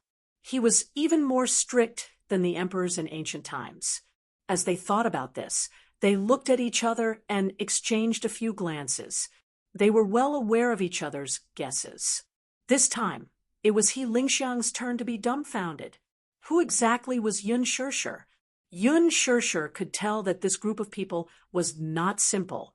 She recognized the mayor of Jing City standing in the crowd. She had seen him in the newspaper some time ago and had some impression of him. While she was trying to figure out the man's intention, a series of messy footsteps came from not far away. There were also a few men's disdainful curses and noises. It turned out that they were He Lingxiang's henchman, the producer, who had called them over. They rushed over as soon as they received the call. They thought that someone was causing trouble. However, when He Lingxiang turned around and saw his henchman, his face turned pale. He turned around and glared at the producer. The producer beside him heard the commotion and knew that his henchman had rushed over. However, he frowned when he saw the situation. Yun Shirshir looked in the direction of the voice. Judging from their rude and unreasonable gait, it was not hard to tell that they had some background and were clearly relying on He Lingxiang's influence. However, when she saw the lineup at the entrance, she could not help but be stunned. Ultimately, they were not as perceptive as He Lingxiang. With his qualifications, how could he come into contact with people of such status? Naturally, he did not recognize the big shots in this crowd. Director He, who are these people? Why are they crowding around the door? He Lingxiang turned around and waved at the men in suits. Hurry up and leave. Don't crowd around here. If you disturb the director's selection, you'll have to bear the consequences. As soon as he finished speaking, he saw that everyone's expressions were calm. Seeing that He Lingxiang was standing there in a daze, he couldn't help but go up and put his arm around his shoulder. The young man smiled and said, Director He, who are these people? Could it be that these brats have eyes but failed to recognize Mao Tai and are looking for trouble with you? He pointed at Xiao Shui. He Lingxiang's face turned even paler. He then pointed at the indifferent man standing beside Yun Shirshir. His attitude became even more arrogant. Or is it this brat? Hiss. Chapter 113. He Lingxiang smiled bitterly and shook his head. His face was unsightly as he winked at him a few times. However, this person was not enlightened. He even mistakenly thought that He Lingxiang meant the trouble caused by the black suits, and his heart was filled with anger. Hey, I told you not to crowd around here. Didn't you hear me? After he finished speaking, he took the lead and rushed over. Just as he was about to put his hand on the man's shoulder, he saw that the handsome man did not avoid him. He stood there arrogantly and did not even look at him. At that moment, the assistant only saw a black shadow flash in front of him. Before he could understand what was going on, his wrist was firmly grabbed by the man who rushed out from the crowd. A heart-wrenching pain came from his wrist. With a twist and a turn, his entire body was thrown into the air. He was thrown a few meters away by a huge force and slammed heavily into the wall, causing it to crack. The assistant fell to the ground in a sorry state. He felt a surge in his chest and vomited a mouthful of blood. He immediately rolled his eyes and fainted. Yun Shirshir was shocked. When Xiao Shui saw this, she could not help but be shocked. She took a step forward and wanted to bring Yun Shirshir back to her side. However, at that moment, she saw a man who was not tall but had a shocking aura slowly walk out from the crowd. The man stood still and scanned the surroundings with his eyes that were as sharp as a blade. His voice was thick and dignified. What kind of trash are you? Do you think you have the right to act rashly in my territory? When these words came out, He Lingxiang and the rest were so shocked that they immediately knelt on the ground. Their bodies were trembling, and they did not dare to make a sound. The one who spoke was Lin Xiaozheng, the leader of the Qingyang gang, one of the most powerful men in the capital. Speaking of Lin Xiaozheng, his position was not shallow. He could be considered the leader of the Qingyang gang in Beijing.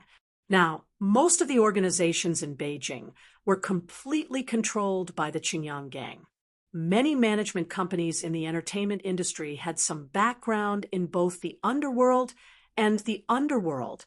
The Qingyang Gang supported several management companies. The headquarters of the Qingyang Gang was located in the capital and had many branches. It had hundreds of thousands of members, which showed its influence. Lin Xiao was the head of such a gang, which meant that he was the highest leader of the gang. This area was nominally under his jurisdiction. Therefore, for someone to cause trouble in his territory, let alone in front of a big shot from the Mu family in the capital, this was an act of insubordination.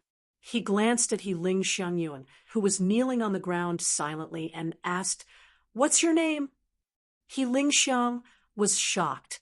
He was terrified of Lin Feng's threat. Suddenly, he thought of something. He raised his head and carefully said, "Boss Lin, in fact, I am. Your voice is too soft. I can't hear you." Lin Xiaozheng said impatiently. He Ling Xiang closed his eyes and mustered his courage to raise his voice. "My name is He Ling Xiang. May I ask, this is—" He smiled apologetically as he carefully looked at the tall man who was surrounded by the crowd. Respect immediately appeared on Lin Xiaozheng's face as he said to He Ling Xiang, "Is Disheng Financial Group's chairman Mu someone of your status? Can inquire about?" He Ling Xiang, who had always been arrogant, could not help but be shocked. He said incoherently, "Forgive me for being presumptuous, but I didn't know how to appreciate favors. I actually didn't recognize that this is Disheng Financial Group's chairman Mu." Chapter 114. He was trembling with fear when he was suddenly interrupted by an abrupt voice. "What's the matter? Why are there so many people at the entrance?" Lin Fengtian had just walked out of the audition venue when he vaguely heard a strange commotion downstairs. He hurried over, only to see such a scene. While he was still in shock, he caught sight of the slender figure in the crowd and said with a curious expression, "Chairman Mu, what brings you here today?" Mu Yaja glanced at him coldly, but did not bother with him. In such a big company like Huan Yu, Lin Fengtian was, without a doubt, the most wily old fox. Unfortunately, this person was a little special and had some tricks up his sleeve. He was a rare talent, so Mu Yaja could not be bothered with him. Lin Fengtian chuckled. He turned his gaze and saw Yun Shishir, who was tightly protected by Xiao Shui, and understood what had happened. "Brother Mu." Suddenly, a shy and sweet figure barged in. Everyone turned around and saw a well-dressed girl in an aqua blue pleated dress running toward Mu Yaja happily. She pushed away Yun Shishir, who was standing in front of Mu Yaja. Where did this woman come from to block Brother Mu? What an eyesore! She secretly glared at Yun Shishir before turning to face Mu Yaja with a charming smile. "Brother Mu, why are you here? Did you specially come here to see me?" Lu Jingtian, 20 years old, was the eldest daughter of the capital's military and political elite. She was also the top socialite of the upper class. The Mus and Lus had been on good terms for generations, so there was a rumor that Lu Jingtian was originally the crown princess that old Master Mu had his eyes on. Unfortunately, the concubine had feelings for him, and the man had no such intentions. The young master of the Mu family had watched her grow up, so the two had a close relationship. Lu Jingtian, the eldest daughter of the Lu family, had a crush on the young master of the Mu family. This was no secret in the capital's rich and powerful families. Mu Yaja took great care of Lu Jingtian, doting on her no matter how trivial the matter was. He treated her like his most beloved younger sister. However, to Mu Yaja, their relationship was just that. Lu Jingtian stared at him in a daze. The name Mu Yaja had left a deep imprint in her heart. Just hearing it made her heart go numb. How much did she love this man whom she had admired since she was young? Even in her dreams, she hoped that he would take a second look at her. Alas, his eyes seemed to be looking in Yun Shirshir's direction, and she could not help but steal a few more glances at him. In her heart, she admitted that this girl was very beautiful. Huanyu Corporation controlled almost half of the entertainment industry. Having followed Mu Yaja around, she could be said to have seen countless people and had seen many beautiful women. However, what she could not help but be jealous of was that this girl's looks were different from those who were vulgar. She was delicate, elegant, and natural without a trace of impurity. It was as if all the beautiful words in the world could not be used to describe this girl's otherworldly beauty. She had overheard Lin Fengtian's words not far away, and she felt even more jealous. The reason why Lu Jingtian wanted to enter the entertainment industry was none other than to appear in Mu Yaja's sight more often. Lin Fengtian was the ace director she dreamed of befriending, but she seemed to have heard that this big shot was willing to lower himself and take the initiative to sign a contract with this girl. Chapter 115. At the thought of this, panic flashed across her heart. Seemingly wanting to establish her high and mighty status, she immediately turned to face Mu Yaja with a smile. "Brother Mu, why are you ignoring me?" Mu Yaja lowered his eyes slightly and finally saw her for the first time with his slightly cold eyes. "Director Lin is here today, too. He's a judge. Why don't we have coffee together after this audition?" Lu Jingtian naturally hooked her arm around his. Her coquettish tone sounded very intimate to outsiders. She deliberately raised her voice, for no other reason than to announce in front of everyone that she had a close relationship with the most respected young master of the Mu family, the most prestigious family in the capital. Earlier in the audition waiting room, there was actually a newcomer who did not know what was good for her. Now, she was silently announcing her illustrious status. In the crowd, Yun Na's eyes flashed with horror. This girl actually has connections with the rich and powerful of the upper-class society. Naturally, she did not know who Mu Yaja was, but she recognized the mayor of the capital. Now that she saw him standing respectfully behind that tall and handsome man who was actually close to that girl, she could not help but wonder why he was so close to her. She could not help but shudder. Earlier in the waiting room, she seemed to have caused trouble for this girl. Could this Lu Jingtian be planning to take revenge on her? Mu Yaja naturally saw through her vanity, but he did not expose her. "Your grandpa asked me to visit you." Hearing this, Yun Shirshir's eyes darkened slightly. It turned out that this man was here to visit her. When Lu Jingtian heard this, her vanity was satisfied, and she pretended to be angry. "Humph, he must be here to let you talk about me again. Grandpa has always disapproved of me entering the entertainment industry, but I love acting. Brother Mu, this is my dream." Mu Yaja's lips curled into an elegant smile, but he did not say a word. Lu Jingtian continued, "Brother Yaja, didn't you invest in this movie? Jingtian really wants to play the female lead." Mu Yaja took a step forward with Lu Jingtian following closely behind him. Behind them was a mighty entourage. The crowd gradually moved further and further away, just like an emperor in ancient times patrolling the land under his control, proud and noble. "Let's go, sure. And the girl beside you. This girl, I'll drive you," Lin Fengtian said. Everyone walked to the door. When Xiao Shui saw the shiny black Rolls-Royce Phantom, her soul almost left her body. Like a happy child, he circled the car a few times. Good heavens! Rich people! This car was an imported antique. Lin Fengtian, who was watching from the side, was stunned. This little girl, Brother Lin. Xiao Shui immediately pinched her orchid fingers and came up to him. "Can I take a few selfies?" she said as she pointed at the luxury car beside her. It's right beside this car. Sure, Lynn Fontian agreed. She immediately took out her phone and took a few selfies beside the car. She put on all kinds of coquettish expressions, but in the eyes of others, she was all kinds of flirtatious. All right, get in the car first, Lynn Fontian said to Yun Shirshir. Okay. Xiao Shui, on the other hand, was very excited. She happily got into the back seat first, leaving Yun Shirshir behind. Yun Shirshir could not help feeling a little flustered. Everyone got into the car one after another, but no one noticed the pair of eyes watching them from behind. Those eyes were filled with evil thoughts. Chapter 116.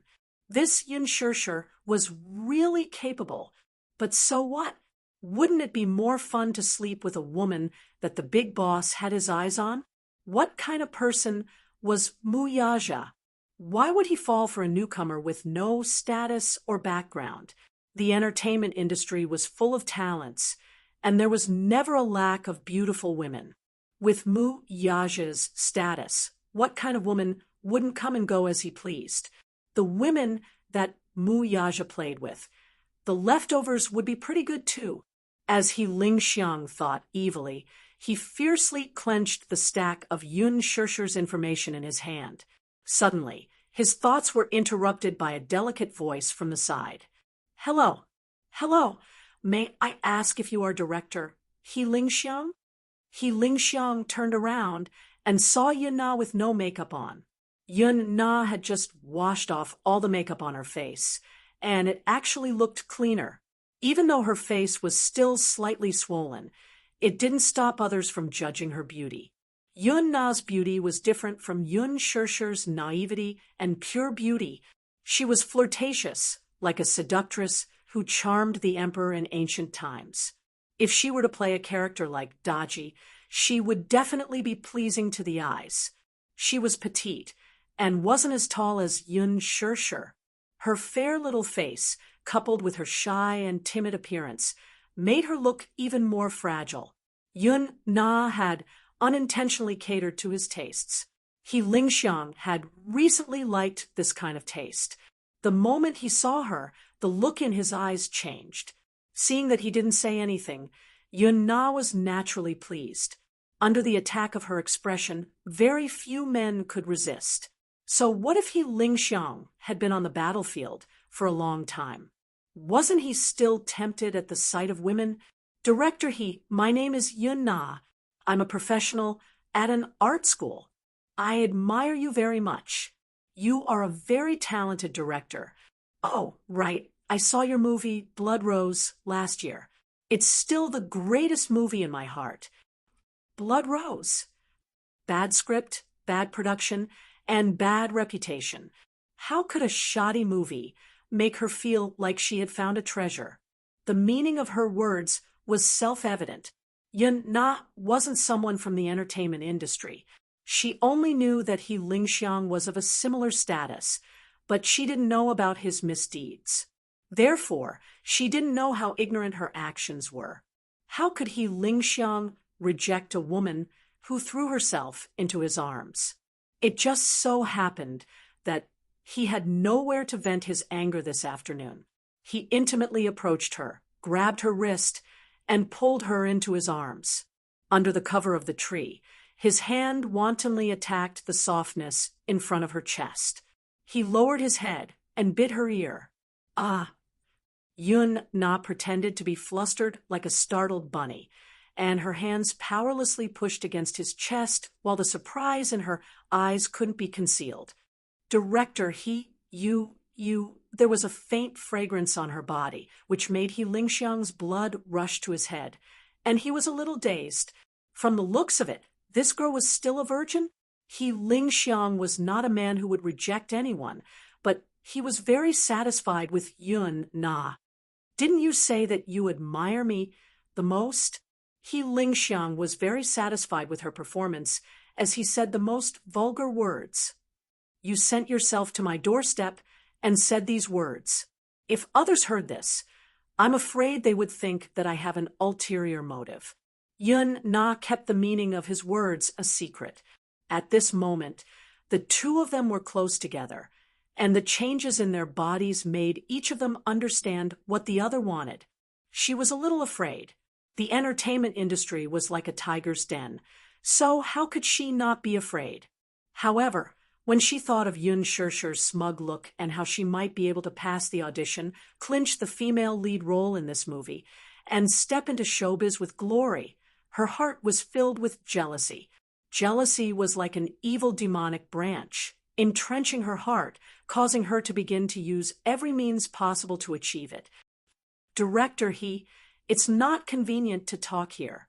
Why don't? Yana smiled charmingly. Let's go somewhere else. Okay. Lingxiang was naturally waiting for this sentence. Chapter 117. Huanyu Tower. A man stood by the window, his tall and straight figure proudly overlooking the rows of tall buildings outside. His pair of handsome eyes were deep and distant. Earlier, the board of directors had a heated confrontation over the female lead of The Green Apple. This time, the female lead had already been decided internally. The audition was just a publicity stunt for the movie's release. However, Lin Fengtian was absent from this meeting. Over the phone, his stance was very clear. He had taken a liking to Yun Shirshir and had decided to support this newcomer with outstanding qualifications. The investors and producers were in an uproar when they heard this and voted against it unanimously. Lu Jingtian had already been decided as the female lead. How did an unknown newcomer appear out of nowhere and mesmerize Lin Fengtian? When Lin Fengtian heard that Lu Jingtian had been decided internally, he immediately said that he would not continue filming. The art of film, which he pursued, was now in such a foul state. He was so angry that he said that it had to be Yun Shirshir. When the executive director said that he would not continue filming, the production team was collectively dumbfounded. They lined up to apologize to Lin Fengtian. The script was good, but Lin Fengtian's influence was not to be underestimated. If they lost him, this movie would be nothing. Without him, the box office appeal would collapse by half. The meeting ended on bad terms. Lu Jingtian, who was standing at the side, had also witnessed the actress's audition. Recalling that breathtakingly beautiful scene, she could not help but feel a little jealous. This person called Yun Shirshir had skillfully portrayed Yin Xiaochuan's most essential innocence and beauty with her skillful acting. She was originally quite satisfied with her audition performance, but now that she saw it again, it was obvious who was better. Her crying scene was too pretentious. She's quite opportunistic. Lu Jingtian said indignantly. She raised her head to look at Mu Yaja and asked in a half-aggrieved and half-tentative manner, "Brother Mu, you'll definitely get the female lead role in this movie. It's for Jingtian, right?" Mu Yaja lowered his head to look at her, without saying a word. She quickly tugged at his arm and coquettishly said, "Brother Mu, I really like this novel. It's my biggest dream to play the role of Yin Xiaochuan. Brother Mu, this is a small wish. You can't satisfy me?" Mu Yaja pulled his hand out without a trace. His tone was calm, but slightly indifferent. "Jingtian, I dote on you because your grandfather asked me to, but, for me, I have a clear distinction between public and private matters. The movie was released by Huanyu. I'll invest, but I won't ask about the main character." "Brother Mu." Lu Jingtian's face flushed red as she choked on her words for the first time. She knew that the lead actor would be chosen by the director, but that was not the case in the entertainment industry. Usually in a movie, the director rarely had the right to speak. Even a director as arrogant as Lin Fengtian had to consider the investors of the film. Huanyu was this movie's biggest investor, so it was needless to say how much power the company had. Mu Yaja returned to his desk and said lightly, "You're not a child anymore." I won't indulge you every time you act coquettishly. Brother Mu, get out. Mu Yaja lost his patience and coldly ordered. Lu Jingtian was startled. She knew that he had lost his patience, so she did not dare to anger him further and retreated resentfully. Just as she left, Aaron knocked on the door and entered. Chairman Mu. Mu Yaja leaned gracefully against the back of his chair and looked at him with a pair of sharp eyes. Chapter 118. For some reason, the man's deep gaze made him shudder. He suddenly felt uneasy, perhaps due to his guilty conscience. He did not even dare to raise his head. This man stood at the pinnacle of power. With a wave of his hand, he could turn the world upside down. His king-like aura seemed to be innate and intimidating. He, on the other hand, had betrayed this terrifying man. Until now, he was still in a state of shock. If the president found out that the investigation report had been tampered with, he would personally eliminate him, just as he was lost in thought. Mu Yaja looked up and called, Aaron? Yes, Mu Yaja asked with a half-smile. How long have you been with me? Boss, I've been with you for 4 years, he answered submissively. Mu Yaja replied faintly, I valued you back then because of your outstanding ability. You said you wouldn't let me down. Yes, I was groomed by you, boss, and I'll be loyal to you for the rest of my life. Mu Yaja nodded and raised his hand with an unfathomable expression. There was a group photo between his fingers. Aaron carefully took the photo and saw the silhouette of a child walking out of a kindergarten with a small school bag. Despite the distance, the child's facial features were clearly presented in terms of angle and resolution. At first glance, the child was 99% similar to Mu Yichen. Whether it was their eyebrows, facial features, or even their mannerisms, the two children seemed to be carved from the same mold. Could there be two identical leaves in the world? This photo was taken by a private investigator hired by Mu Yaja. When the old man received the photo, he rushed to Mu Yaja's office in a fit of rage. He pointed at him and fumed. Bastard, you have an illegitimate child outside. Are you trying to anger me to death? No wonder you're unwilling to marry Ro. Do you have other women outside? Mu Yaja was also stunned when he saw the photo. It was no wonder Grandpa Mu was so furious. This child was too similar to him, especially that pair of eyebrows, which seemed to have perfectly replicated his silhouette. Bloodline was a very mysterious thing. It couldn't be hidden from anyone's eyes. There was no doubt that this was his flesh and blood, and he even disdained to use other methods to verify it. There would be a mystical connection between father and son. It could be said that it was telepathy, but it was hard to explain. It was a kind of bond that dissolved into the blood and bones. This child had been hidden by that woman for as long as 6 years. What were her intentions? Could it be that she coveted glory and wealth and wanted to marry into a rich family with her son? But she didn't seem like a despicable woman. Mu Yaja had also investigated the woman's background. Alan had also given him an investigation report, and there was no problem, unless someone had tampered with the report. Who could it be? Therefore, he couldn't help but suspect this personal assistant. Could it be that his closest assistant was disloyal to him? As Mu Yaja looked at him with a hint of scrutiny, Alan's back turned cold. It wasn't that he hadn't seen the president's methods before. He was extremely vicious. He didn't even dare to imagine what would happen to him if the president saw through his tricks. Alan, I'll give you one more chance. Give me a satisfactory answer. Chapter 119. As Aaron was leaving the office, he bumped into Mu Wanru, who was standing outside the door. Mu Wanru had been standing outside the door for a long time and had overheard much of their conversation. Her face was now ashen, and she looked terrible. His expression changed slightly as he exclaimed, shut up. Mu Wanru glared at him fiercely.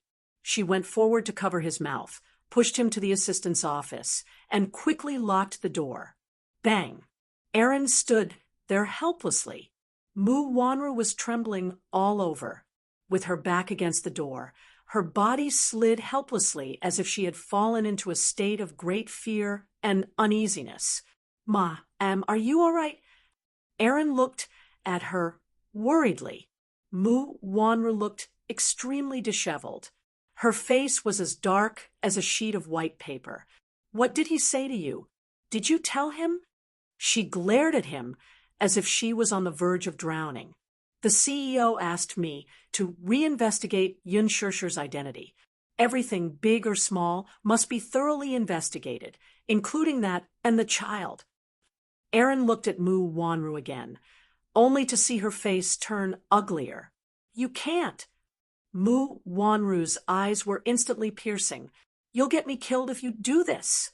Alan took a deep breath, and a complicated feeling resonated in his chest. I can't betray the CEO again. His face turned pale with pain, and his handsome face contorted. I've already betrayed him. Once. How will he know if you don't tell him? Mu Wanru was like a drowning person who had come back from the jaws of death. Her voice trembled with fear. If that child is really the CEO's flesh and blood, isn't it good to investigate it thoroughly? No. Why? He asked in confusion. Mu Wanru, of course, could not tell him why. Why? If the child's identity was found out, Yun Tianyu would be taken back to the Mu family as one of the future heirs of the Mu group. This woman would definitely rise in status because of her son. She was Grandpa Mu's 1 in a million pregnant women. She had excellent conditions. What was even more frightening was that she had given birth to 2 sons for the Mu group. On the other hand, because of her congenital infertility, she was unable to give birth to a son or daughter for the Mu family. Therefore, her position as the young mistress of the Mu family was not secure. The rich and powerful families were deeply rooted and intertwined. If they did not have children to support them, they would not be able to consolidate their position. The only reason why she could do whatever she wanted in the Mu family was because of Grandpa Mu's love for her. However, no matter how hard she tried, she was still unable to enter Mu Yaja's heart. The only reason Mu Yaja agreed to marry her was because of Grandpa Mu's order. He could not go against it. However, old Master Mu's health was deteriorating year by year. Now, in order to enjoy the rest of his life, Mu Yaja was slowly taking control of Disheng Financial Group. What if he was no longer around? Would she still have a place in the Mu family? Would she be chased out of the family just like that? By then, it was not impossible for Yun Shirsher to rise to the top by relying on her son. The scariest thing was, if Grandpa Mu were to find out about Yun Tianyu's identity, he would definitely make him acknowledge his ancestors.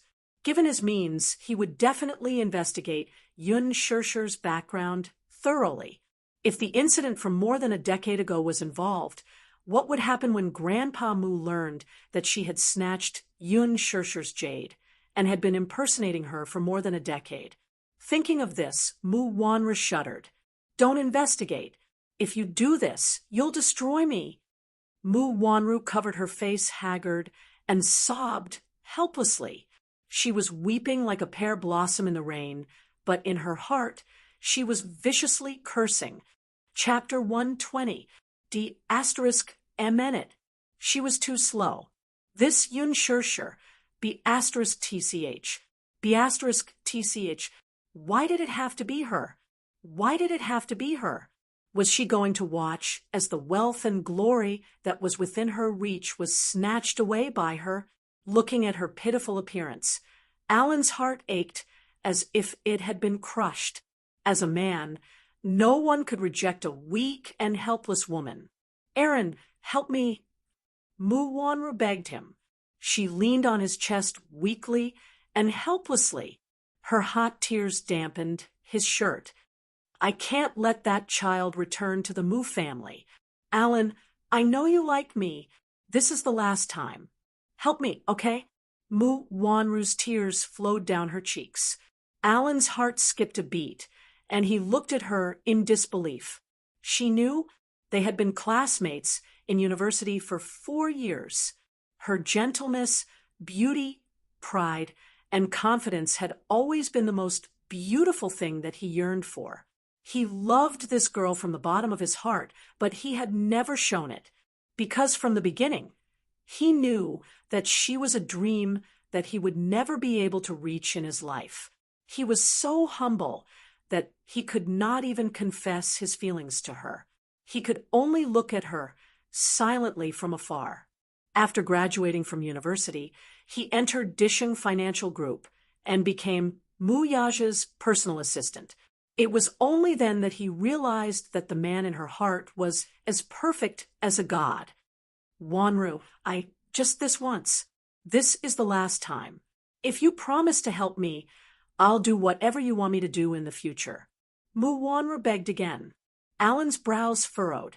Clearly, he was still struggling. Mu Wanru gritted her teeth. She placed her hands on his shoulders, stood on her tiptoes, and kissed him on the lips. Alan was shocked. His body was as stiff as a rock. Mu Wanru pressed her lips against his and said softly, "Is this enough?" Wanru, don't talk. Hug me. Mu Wanru kissed him on the lips again. Her seductive body was pressed against him, and her seaweed-like hair was tangled together. Mu Wanru's exquisite figure stretched out seductively. She was very coquettish. She usually took great care of her skin. Her exceptional beauty and sexy figure were enough to make any man's heart beat faster. Alan could no longer hold it in. He fell into the fatal trap of gentleness. He lost himself to it. He closed his eyes and followed the most honest thought in his heart. His hands hugged her shoulders, and he traced her charming back. In the office, an incestuous scene. However, neither of them noticed that in a hidden corner of the ceiling, there was a mini pinhole camera hidden in the ceiling, asterisk, in the evening. Gu Xingze sent Yun Shishir home. Yun Shishir did not have a decent gown for tomorrow night's cocktail party. Therefore, Gu Xingze gave her a gown. She was embarrassed to accept it, but Gu Xingze felt that she was too polite and smiled. Silly girl, tomorrow night's cocktail party will be a special event. Many gold medal producers and directors from the film festival will be there. Don't tell me you want to wear this school uniform and parade around as my female companion. Yun Shishir did not know whether to laugh or cry at his words. All right, don't be so polite with me. If you can sign the contract successfully, remember to treat me to a meal. Gu Xingze made a condition. Yun Shishir agreed readily. Well, 6 yuan worth of spicy hot pot. It was not that she could not afford it. Chapter 121. By the time Yun Shishir returned to the Yun residence to fetch Yu, it was already 8 p.m. She had already informed Yun Yeching in advance, but the atmosphere in the living room was still tense. When Li Qin saw Yun Shishir return, she hurriedly went up to her. "Have you seen your younger sister? She's still not back yet. I'm so worried." "Why would I see her?" Yun Shishir pretended to be confused. In fact, she had seen Yun Na today. However, this had nothing to do with her. She could not be bothered to report it to Li Qin. When Yun Yeching saw her return, he hurriedly went up to her and asked about her well-being, which caused Li Qin to glare at him. Looking at Yun Shishir and thinking about her daughter, who had yet to return home, she immediately exploded. "Yun Yeching, you're really a good father. You're so concerned about this wild seedling, but your biological daughter is still not back yet, and I don't see you asking more about her." Yun Yeching's face turned ashen when he heard this. "Who are you calling a wild seedling? Also, I'm worried that Nana isn't back yet. What are you talking about?" The two of them started quarreling. Yun Shirshir did not want to be involved in such a quarrel and walked toward her room calmly. However, she was stopped by Li Qin behind her. "Stop right there." Yun Shirshir turned her head in a lukewarm manner. "What's the matter?" Li Qin noticed the exquisite packaging in her hand. Armani! How could she, who shopped in shopping malls all year round, not know about this international luxury brand? Her eyes almost popped out of their sockets. How did she have such an expensive item? "Where did you get this dress? It's none of your business." With that, Yun Shirshir walked into her room without looking back. Li Qin was so angry that she almost had a stroke. This wild lass was looking down on her more and more. "Humph! What Armani? To me, it's just a cheap knockoff." That night, it suddenly rained. Yun Shirshir decided to sleep over at the Yun residence and went to bed early with Yu.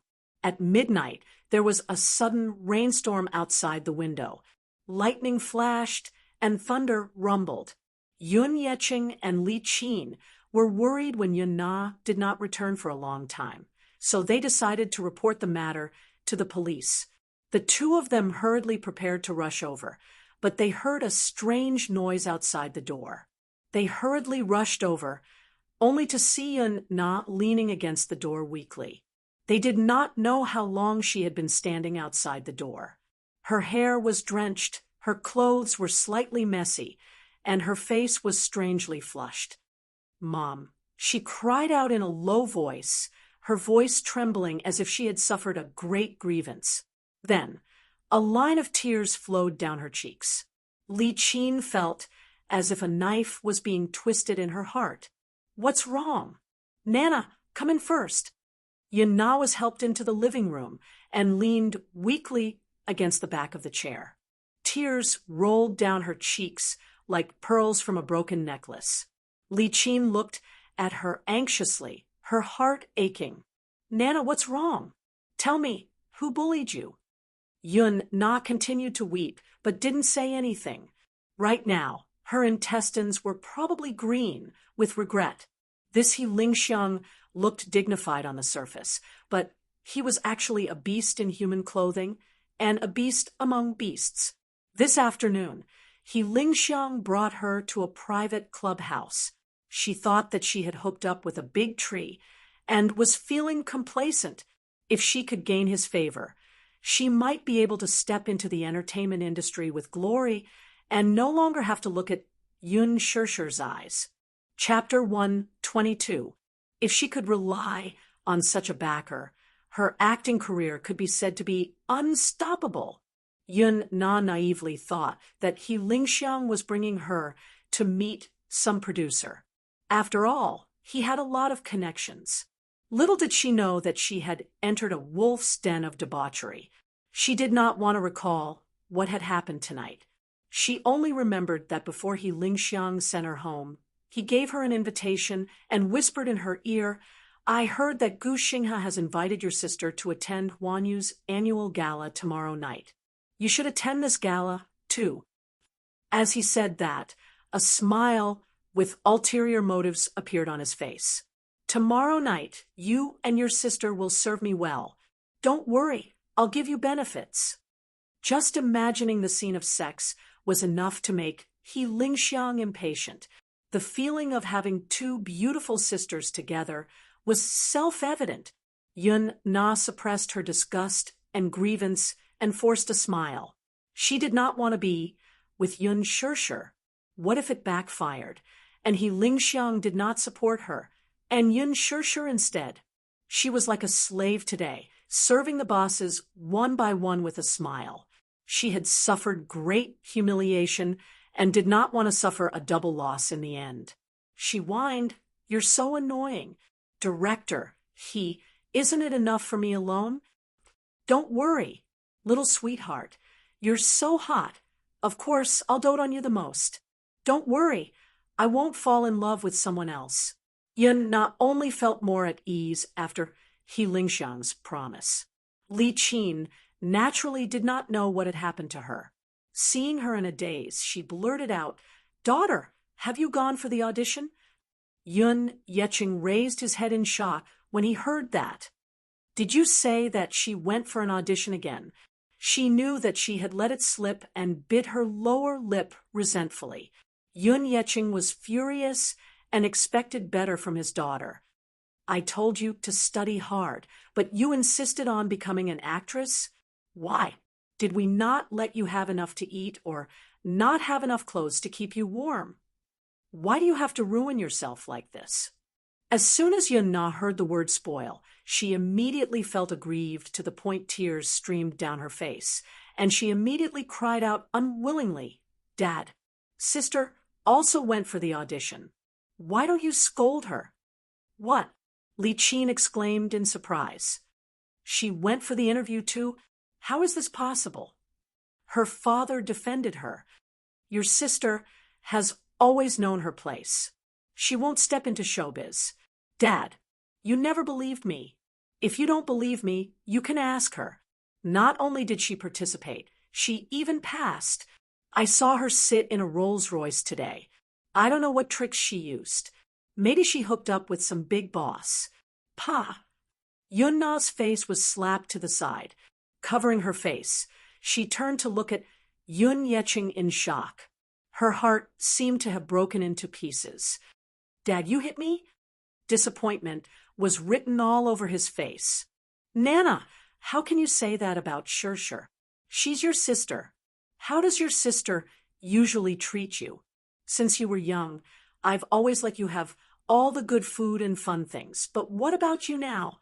Saying bad things about her behind her back. What big boss? Shirshir isn't that kind of girl. Why? Why didn't you scold her when she went for the audition? But when I went for the audition, you scolded me. Am I your biological daughter? Yun Na screamed at her father, breaking down. Chapter 123. One day, the sun shone brightly in the morning. Yu woke up early and kicked Yun Shirshir out of bed. Mommy, wake up. You shook her awake. Today is a special day. Get up and exercise to prepare for the cocktail party tonight. Yun Shirshir was shocked. Baby, how did you know that I'm going to the cocktail party tonight? You looked at her coldly. I also know that you're Gu Xing's female companion. Yun Shirshir was dumbfounded. How did you know? Yu held his forehead, helplessly. How could he let his stupid mommy know that he was the one who arranged all of this? No matter what, work hard and earn money to support the family. Yu's future wife will depend on you, Mommy. He knew how boring work in the entertainment industry was. On the surface, the stars were shining brightly, but very few people knew how hard it was behind the scenes. Therefore, he had to urge his precious Mommy to exercise and improve her physical strength. Sob, no, you don't get married. Just take care of Mommy for the rest of my life. Yun Shirshir hugged Yu tightly. The mother and son changed into casual clothes and ran a few kilometers in the morning. Huanyu Corporation's annual cocktail party was at 7 o'clock in the evening. After yesterday's embarrassment, Yun Na felt uncomfortable all over. When she woke up, there was no one in the house. She felt hungry and wanted to find something to eat in the fridge. However, when she passed by Yun Shirshir's room, she stopped in her tracks and glanced at it silently. She was a little tempted. She was curious and suddenly wanted to know what was in Yun Shirshir's exquisite bag. She heard from her mother that Yun Shirshir didn't come home yesterday with an exquisite luxury bag. She couldn't help but recall what he Lingxiang told her yesterday. Gu Xingze invited her to Huanyu's cocktail party to be his female companion. Yun Na was extremely jealous when she heard that. Gu Xingze was a godlike figure in her heart. How could a bastard like Yun Shirshir be worthy of being Gu Xingze's female companion? The more she thought about it, the more jealous she became. She did not know what kind of vixen this Yun Shirshir was. What right did she have to gain the favor of so many producers and directors? She had worked so hard and sacrificed so much just to get the chance to attend tonight's gala, yet she had done nothing, and was just trying to curry favor with the rich and powerful. Humph! At most, she was just a plaything for the rich and powerful for a while. Once they got tired of her, they would throw her away. Get rich rich. What wishful thinking. Yun-Na walked to the door and tried to open it. The door wasn't locked. This idiot was still so unguarded. She thought proudly and walked in confidently. Yun Shirshir's room was very clean. The bed sheets were neat, the quilt was folded neatly, and the desk was neatly tidied. With a light sniff, the room was still filled with an elegant fragrance. Chapter 124. Yun-Na sat in front of the desk and rummaged through the drawers.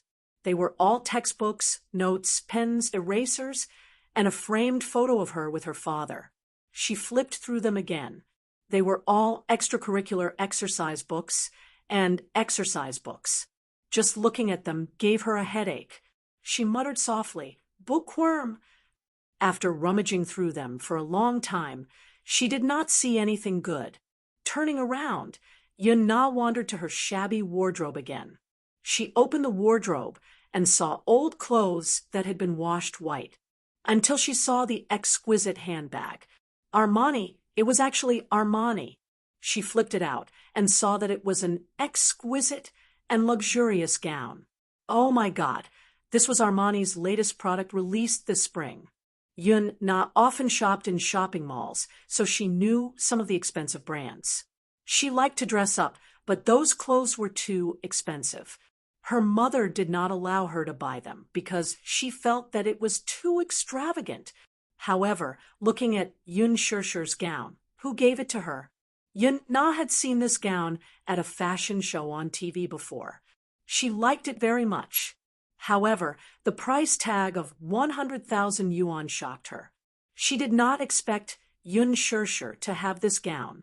An unknown jealousy was slowly twisting in her heart. Why? Why was she treated so well?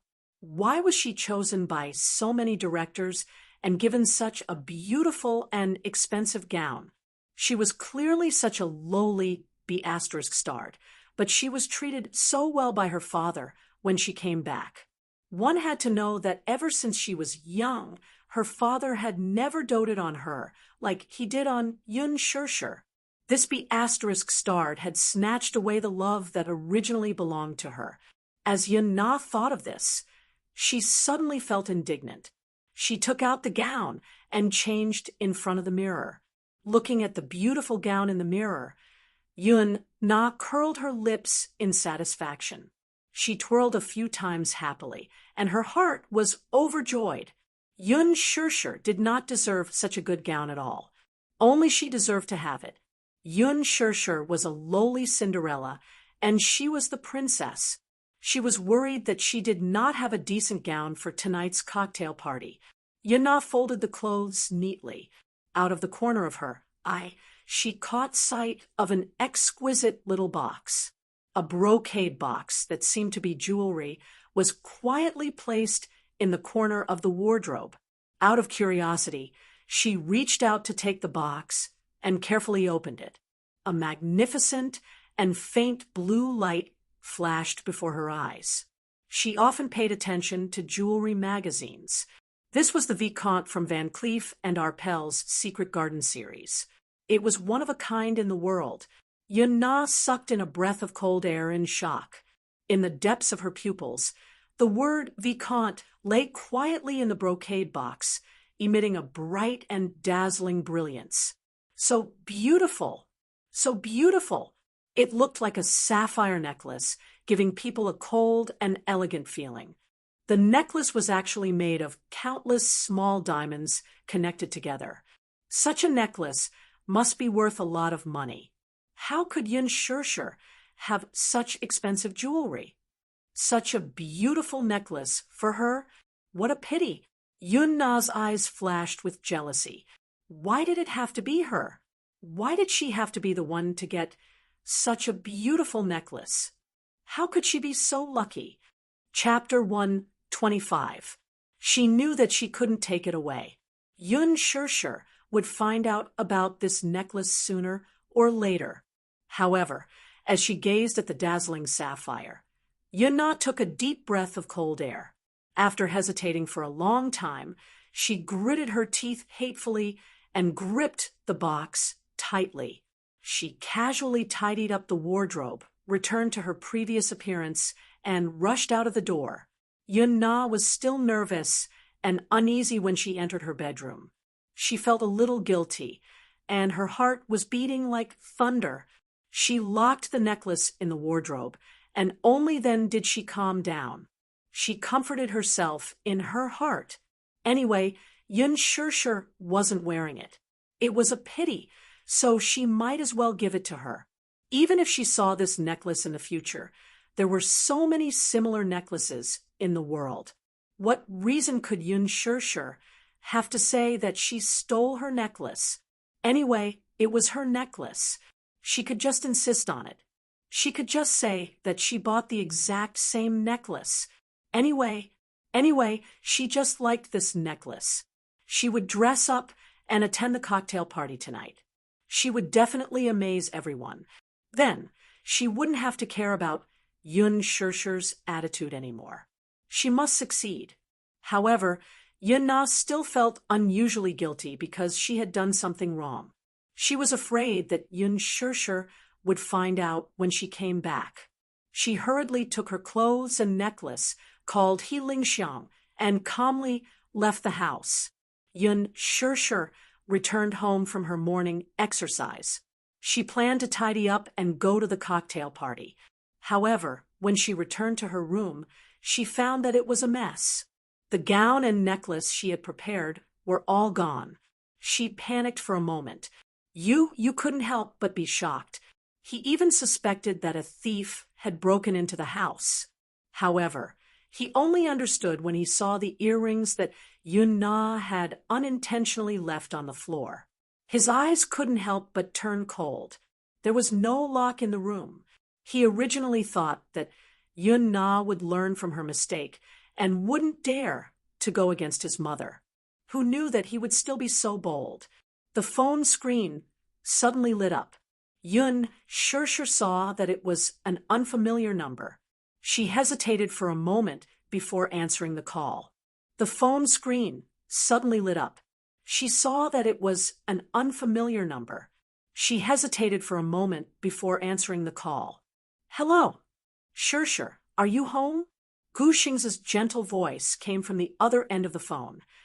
"Yeah, I'm at home," Gu Xing said. "Okay, do you live in Ping'an District? I'll be right there." "Yes." However, something happened. Yun Shirshir rubbed her forehead with a headache. She looked back at her room and sighed helplessly. "I'm really sorry. I might not be able to attend tonight's party." What happened? For some reason, even Gu Xingze did not notice the tension in his words. Today, he was in a good mood. He was even looking forward to tonight's banquet. Now that he heard that Yun Shirshir was not going to the banquet, he felt an inexplicable sense of loss. What happened? Yun Shirshir replied, "My gown, I don't know where it went, and the necklace you borrowed, lost? I'm not sure. When I got home, my room was in a mess. I was careless and forgot to lock the door." Gu Xingze heaved a sigh of relief when he heard that. "Oh, I thought it was something serious." His manager, Qin Zhou, who was eavesdropping on the conversation, couldn't help but cry out in frustration. Chapter 126. "Oh, my little ancestor. That secret garden necklace is the treasure of Empress. Great-grandmother, how could you lose it?" This necklace had a long history. He had mustered up his courage to borrow it from the director behind the CEO's back. If the boss were to find out, he would be in deep trouble. Forget it. Let her come over first. It's still early. It's not too late to pick out another gown from Empress. Qin Zhou made a decision at the side. Gu Xing's car was parked at the entrance of Ping'an District, the extended, luxurious Bentley attracted the attention of the neighbors in the neighborhood. In a slum like this, these commoners had never seen such a luxurious car before. For a moment, they crowded around the car and pointed at it with envy in their eyes. Yun Shirshir hurriedly got into the car and drove off. The neighbors couldn't help but start whispering to each other as they looked at the back of the car. Isn't that the child from the Yun family?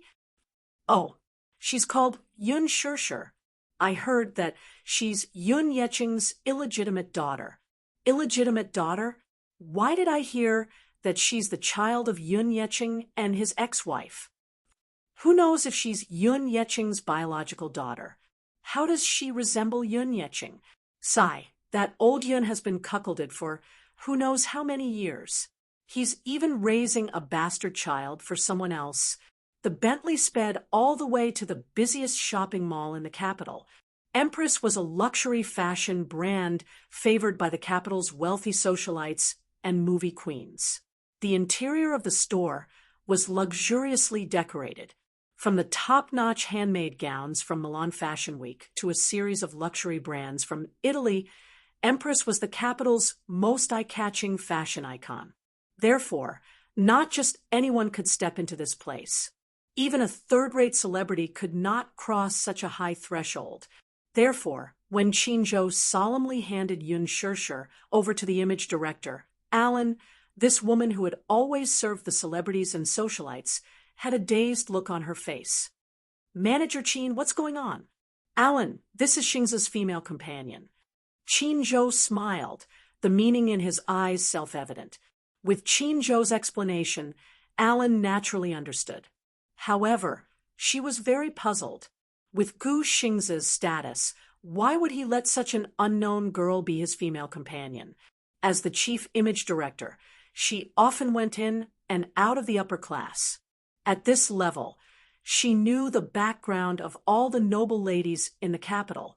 However, she was a little confused as to the name of this little girl. No matter what, since she was Gu Xingza's female companion, she naturally had to put in some effort. Okay, leave it to me. As Alan spoke, he turned to look at Yun Shirshir gently and said with a smile, Miss Yun, please follow me. Qin suddenly saw a closed VIP room and looked around curiously. Alan, do you have any guests? As soon as he finished speaking, he saw the door of the VIP room open from the inside. A man in a neat suit walked out of the room. Gu Xingza heard the commotion and subconsciously turned his head to take a look, but his body suddenly froze at that moment. It's her. In the next moment, Gu Xingza's handsome face froze. Chapter 127. Mr. Xiao, why are you here? Qin Zhou looked a little surprised. Xiao Dong turned his head and nodded at Qin Zhou with a fake smile. Then a beautiful and luxurious figure walked out of the room. At that moment, the huge dressing room seemed to have become luxurious and magnificent. Han Yuyin was wearing a gorgeous long gown. Her makeup was exquisite and delicate. Her eyes were bright and beautiful. It was as if they could steal people's souls. Yun Shirshir swept her gaze over as well, and her breath caught in her throat. So beautiful, she didn't pay much attention to the entertainment industry, so she didn't recognize the beautiful woman in front of her. She was one of the 4 most popular actresses, Han Yuyin. Han Yuyin was currently the most popular actress in the Star Altar. She was a valuable A-list actress. When she was 16, she debuted with the youth movie Bamboo Dragonfly. She was called a pure and innocent girl right after her debut. She was sought after by millions of fans and became famous in the film industry. Bamboo Dragonfly was director Lin Fengtian's first film. With this film, Lin Fengtian won the Best Director Award at the 100 Flowers Film Festival and the Golden Badge Awards. At that time, the male lead, Gu Xingza, was called the National School Hunk because of this film. Han Yuyin was called the National First Love and became the goddess in the hearts of many young men. Since then, Lin Fengtian had also made many newcomers famous. His fame was at its peak. The female lead in his movie was known as Lady Feng. However, no matter how many actresses he made famous, they could not be compared to Han Yuyen's fame. Han Yuyen's position in the domestic film industry was unparalleled. No one could compete with her. At that time, Gu Xingze and Han Yuyen were called the most compatible couple on the screen. They worked together in a few TV dramas and movies. There was even a rumor that the two fell in love with each other and started dating secretly. However, not long after, Han Yuyen quickly became one of the young masters of the capital. She fell in love with the young master of the Shao Financial Group. There were rumors in the circle that Han Yuyen came from a poor family and was extremely vain. She was not as pure as she appeared to be. Rumor had it that when Gu Xingze was going through the pain of losing his mother, Han Yuyen had been by his side the whole time.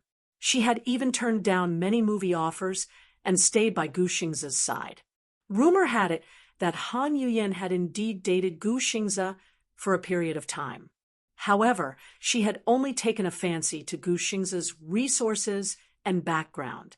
Their relationship had ended without any results. There were also rumors that Han Yuyen was deeply in love with Gu Xingze, while Gu Xingze only treated Han Yuyen as his younger sister. It was only after Han Yuyen had climbed up the ladder that the two of them parted ways. Alan quickly walked over to Han Yuyen and praised her with a smile. "Miss Han, you look beautiful in that outfit. You will definitely be the center of attention at tonight's banquet." Han Yuyen was elated when she heard that. However, she pretended to be reserved. She smiled sweetly at Xiaodong in the mirror and asked, "Xiaodong, what do you think of my outfit?" She had just finished her sentence when she didn't hear a reply for a long time. Han Yuyen was slightly annoyed. She immediately looked at Xiaodong with a reproachful expression. However, she saw that he was staring at Yun Shirshir's back as she walked into the fitting room. When their eyes met just now, he inexplicably felt that this girl was surprisingly familiar. Chapter 128. "Xiaodong, what are you looking at?" Han Yuyen called out to him unhappily. "Nothing." Xiaodong quickly turned around and looked at her. She was dressed splendidly, but there was no real surprise in his eyes. "Yuyen, you look beautiful in this dress." Han Yuyen did not notice the strangeness in his words. She was immersed in his praise and swayed her body proudly in front of the dressing mirror. Qin Zhou looked coldly at the pair of despicable people and snorted at Gu Xingze. "Humph, his late wife's body is still warm, and he has already changed a few new lovers. It's not that I want to say this, but the young masters of rich families are really pushovers. I'm afraid Meng Xiaolan won't be able to rest in peace." Xiaodong was originally married, and Han Yuyen was the third party. Their extramarital relationship had been very low-key. Not long ago, Xiaodong's wife passed away in a car accident, and Han Yuyen finally succeeded.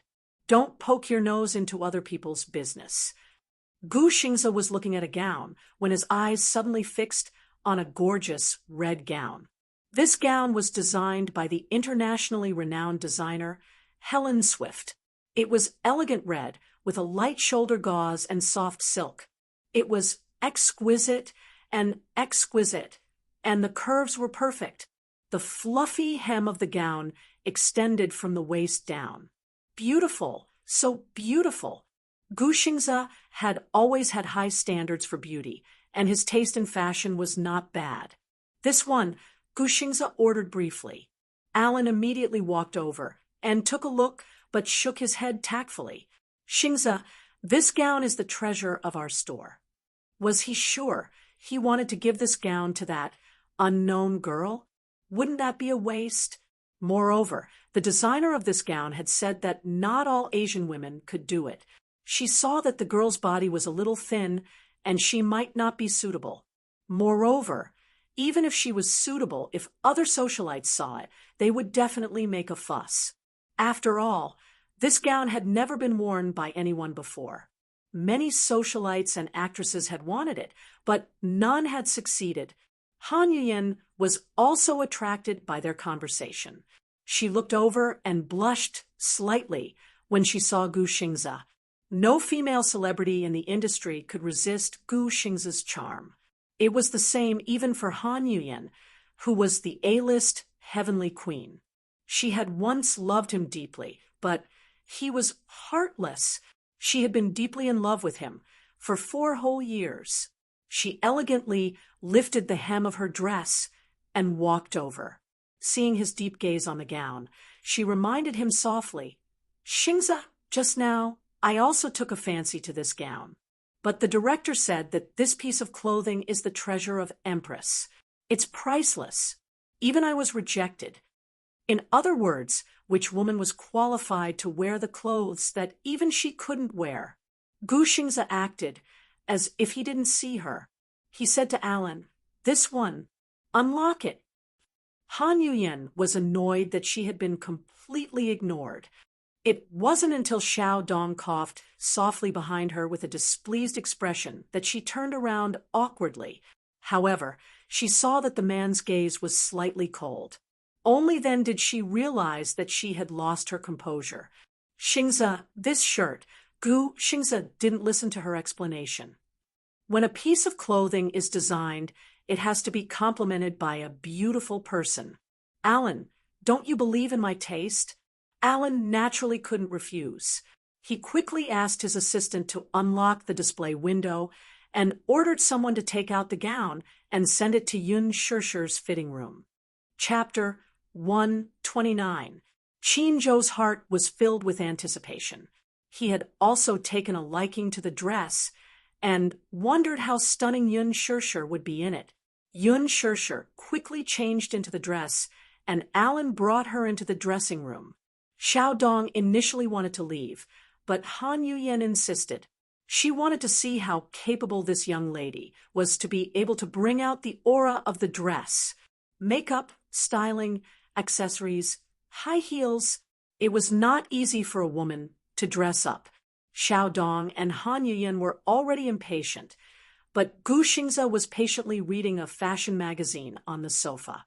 The door to the dressing room suddenly opened, and Yun Shishir gracefully strode out with her gown in hand, attracting everyone's attention. Amidst Qin Zhou's amazement, Gu Xingze put down the magazine in his hand and saw Alan carefully pushing Yun Shishir in front of him with a face full of admiration. "Xingze, look, are you satisfied?"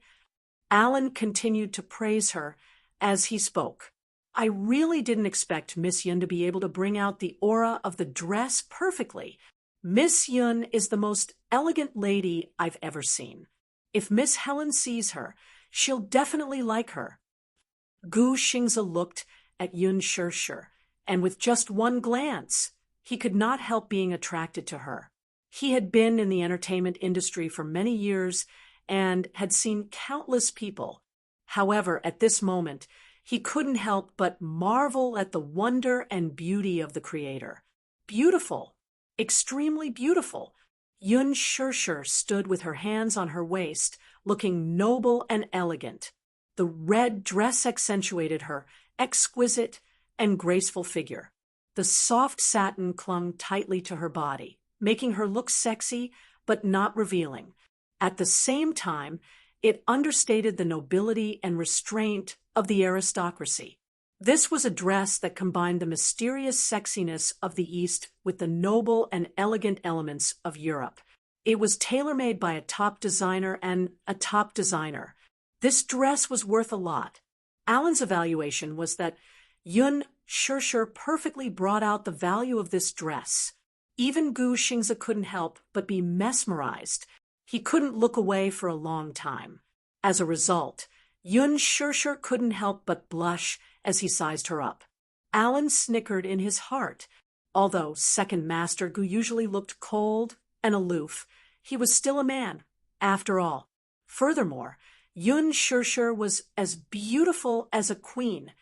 Any man would find it hard to resist her. Very beautiful. Gu Xingze admired her for a long time and commented from the bottom of his heart. It was a simple word, but it couldn't hide his amazement. Yun Shishir smiled, faintly. She didn't seem to be overly proud of herself because of his comment. She looked at Qinzhou respectfully and politely. Qinzhou nodded even more diligently. Shishir, thank you. Yun Shishir smiled and elegantly turned around to look at herself in the mirror. She completely ignored the burning gaze from the side. Xiao Dong didn't expect that there would be a woman who was so beautiful. At this moment, all his attention was on her. The dress was beautiful, but what was even more beautiful was Yun Shishir's noble and restrained aura. Any man would be mesmerized by her, and he was no exception. Han Yuyen's eyes reddened. A woman's jealousy was very strong. She was like a proud peacock. She was originally proudly spreading her tail, but when she saw her territory being conquered, she couldn't accept it. Chapter 130. She was originally the center of attention, but now no one in the hall was looking at her. She was like a doll that had lost its love and was mercilessly thrown aside. Han Yuyen tugged at Xiao Dong's sleeve, feeling wronged.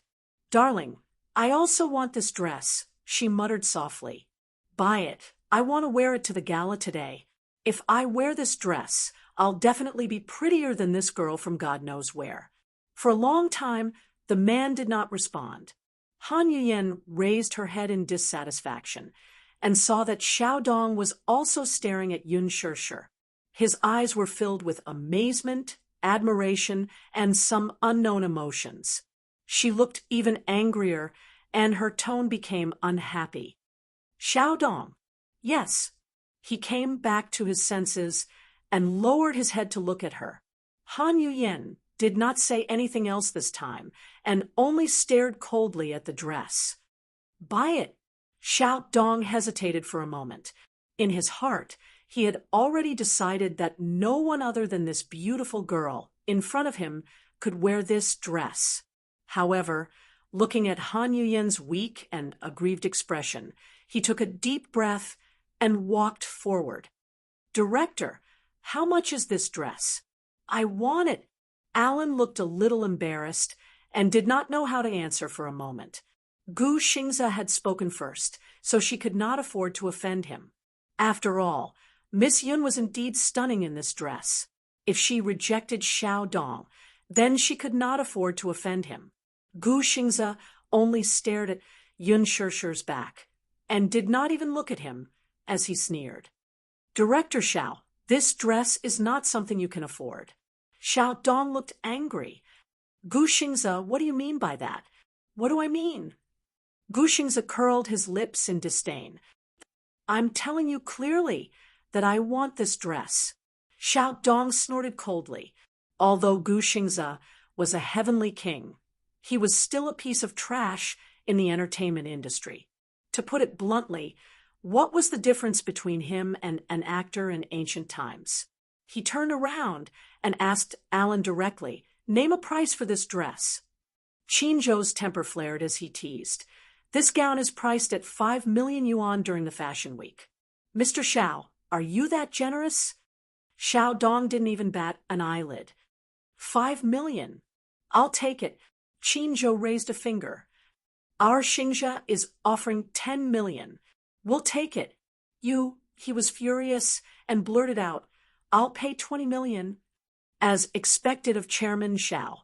"Generous, so generous." Qinzhou smirked. "But Xingzhe has taken a liking to this gown. It won't be a problem for him to fork out 30 million yuan. 50 million. Xiao Dong slammed the table. Qinzhou was speechless. Han Yuyen, who was standing at the side, saw the surprise on everyone's face and laughed secretly.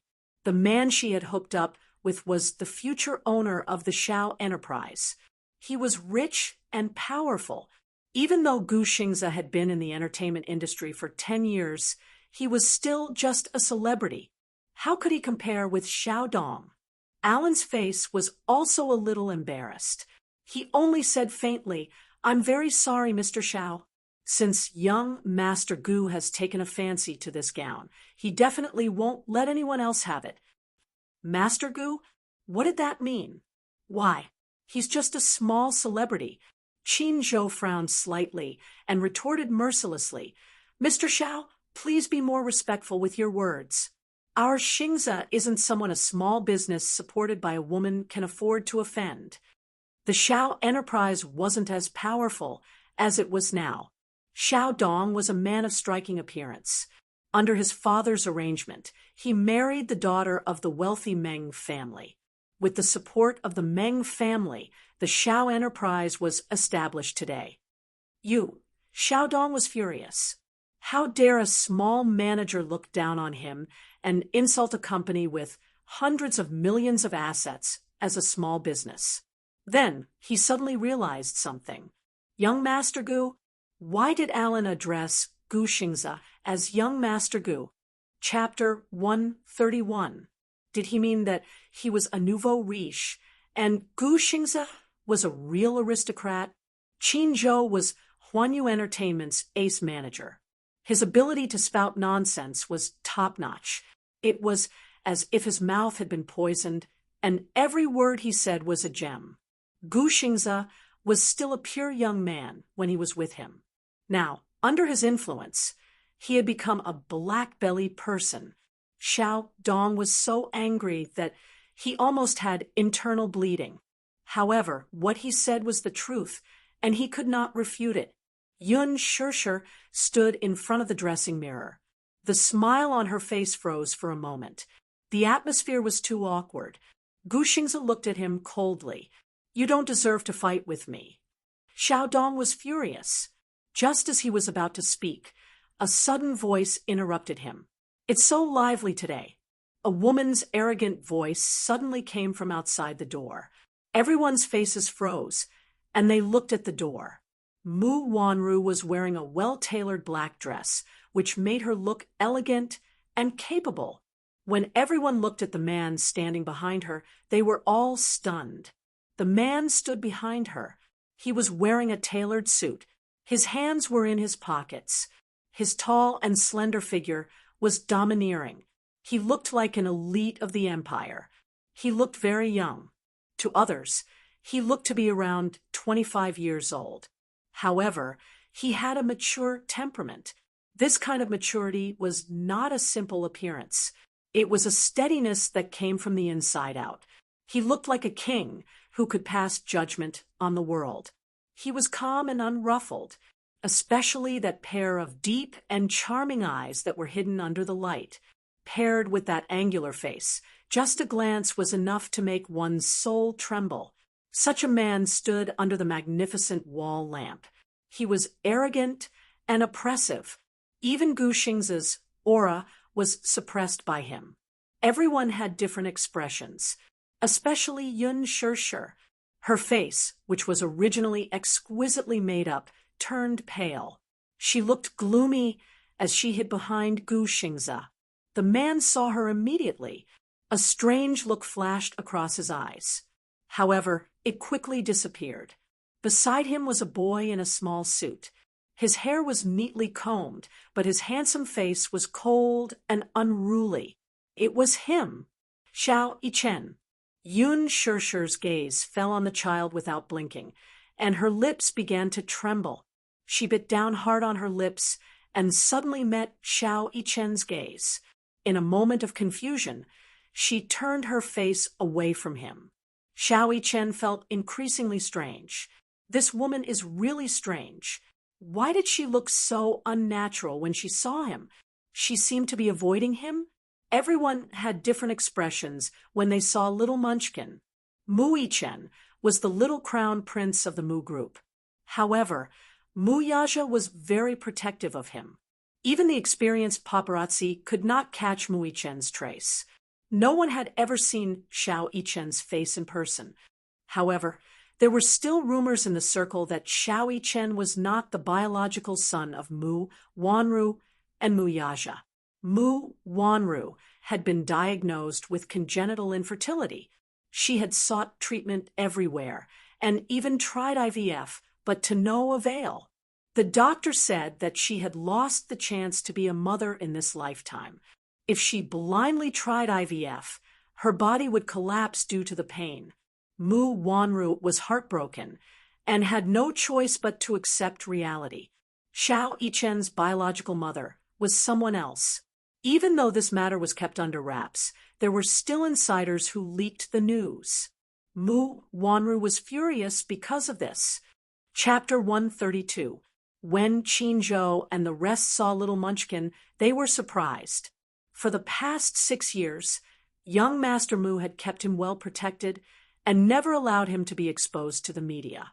Why was he wearing a British-style Armani suit? Was he planning to let the young heir show his face at the cocktail party? What surprised Qinzhou even more was that, at first glance, he found the boy's facial features to be very familiar, as if he had seen them somewhere before. Qinzhou snapped out of his daze and turned to look at Yun Shirshir in surprise. However, she lowered her head and bit her lip. She looked very helpless. Her brows were tightly knitted, and she hid herself behind Gu Xingze.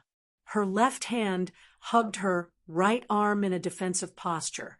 If one were to look at her and Xiao Yichen separately, it would be difficult to make the connection. However, now that the two of them were facing each other, it was easy to make a comparison.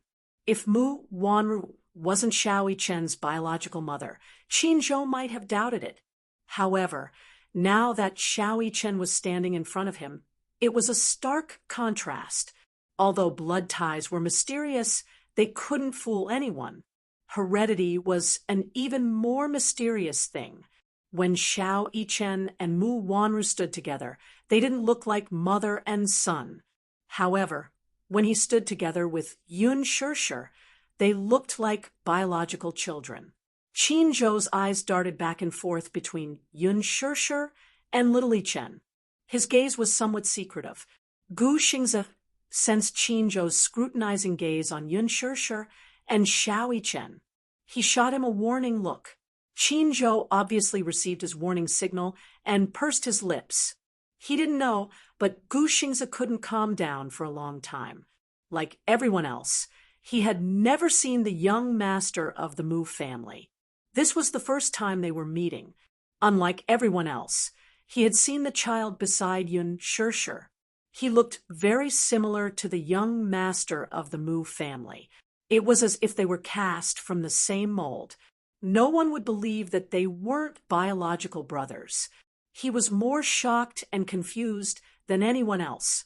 The situation suddenly froze. The atmosphere was so quiet that it was as if it had been frozen. Alan was the first to react. He greeted the man respectfully. "Chairman Mu?" "Chairman Mu." Xiao Dong also came back to his senses. He restrained his anger and greeted Mu Yaja respectfully. "Chairman Mu, how have you been?" Unlike his earlier arrogance toward Gu Xingze, Xiao Dong's attitude took a 360-degree turn this time. His bearing was dignified, and his face was respectful.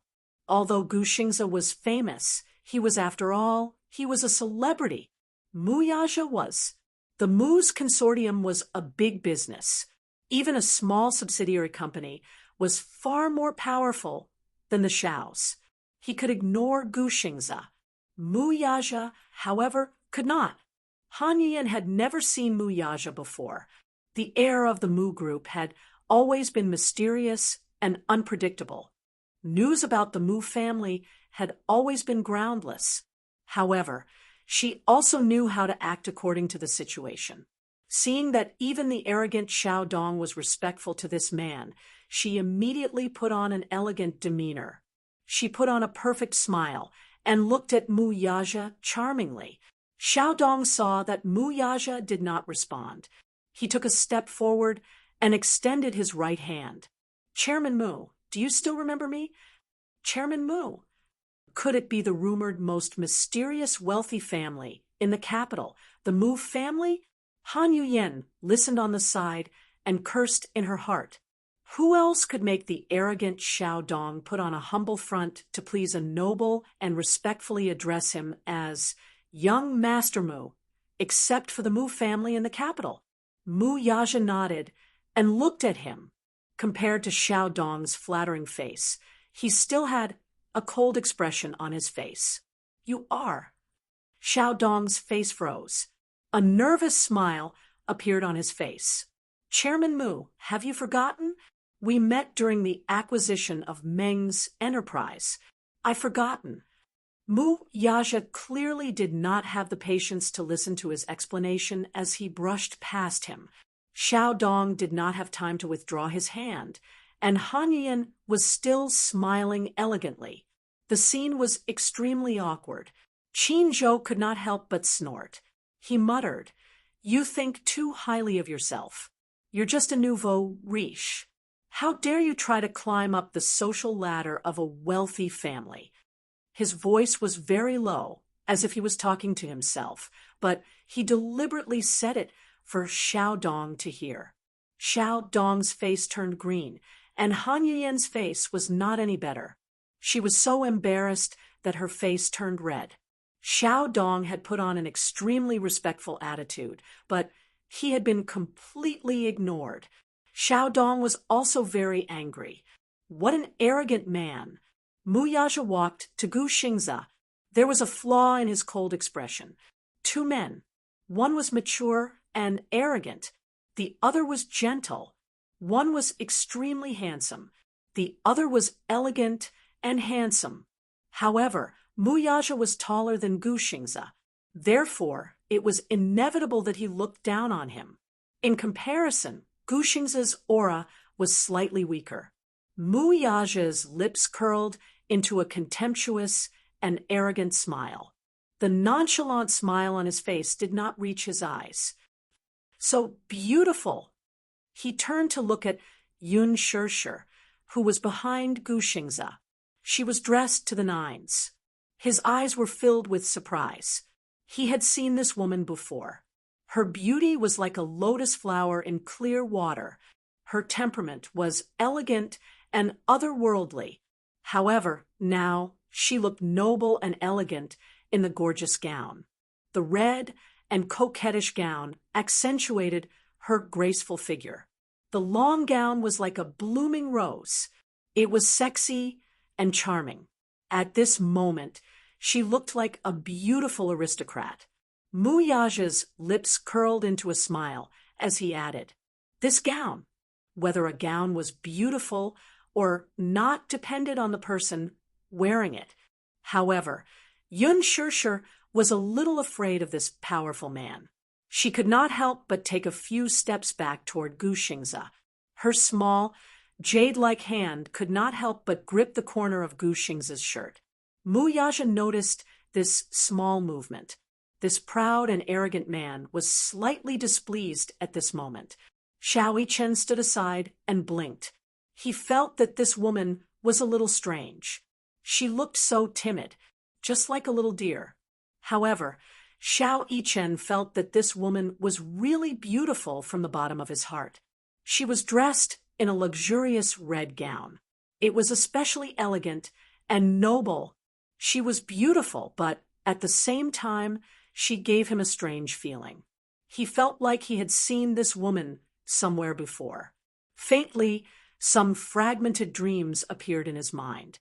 He could not remember them at the moment, but he felt that this woman was so familiar. So familiar, it was as if there was some kind of deep bond between the two of them. This feeling was indescribable, but it felt very close.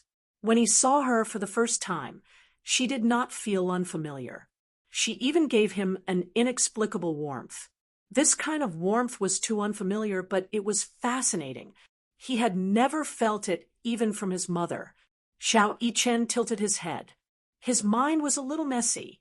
His dearest mommy was standing right next to him, but he felt so distant. An unfamiliar woman was standing in front of him, but he could feel her gentleness. Xiao Yichen pursed his lips and shook his head. Don't let your imagination run wild.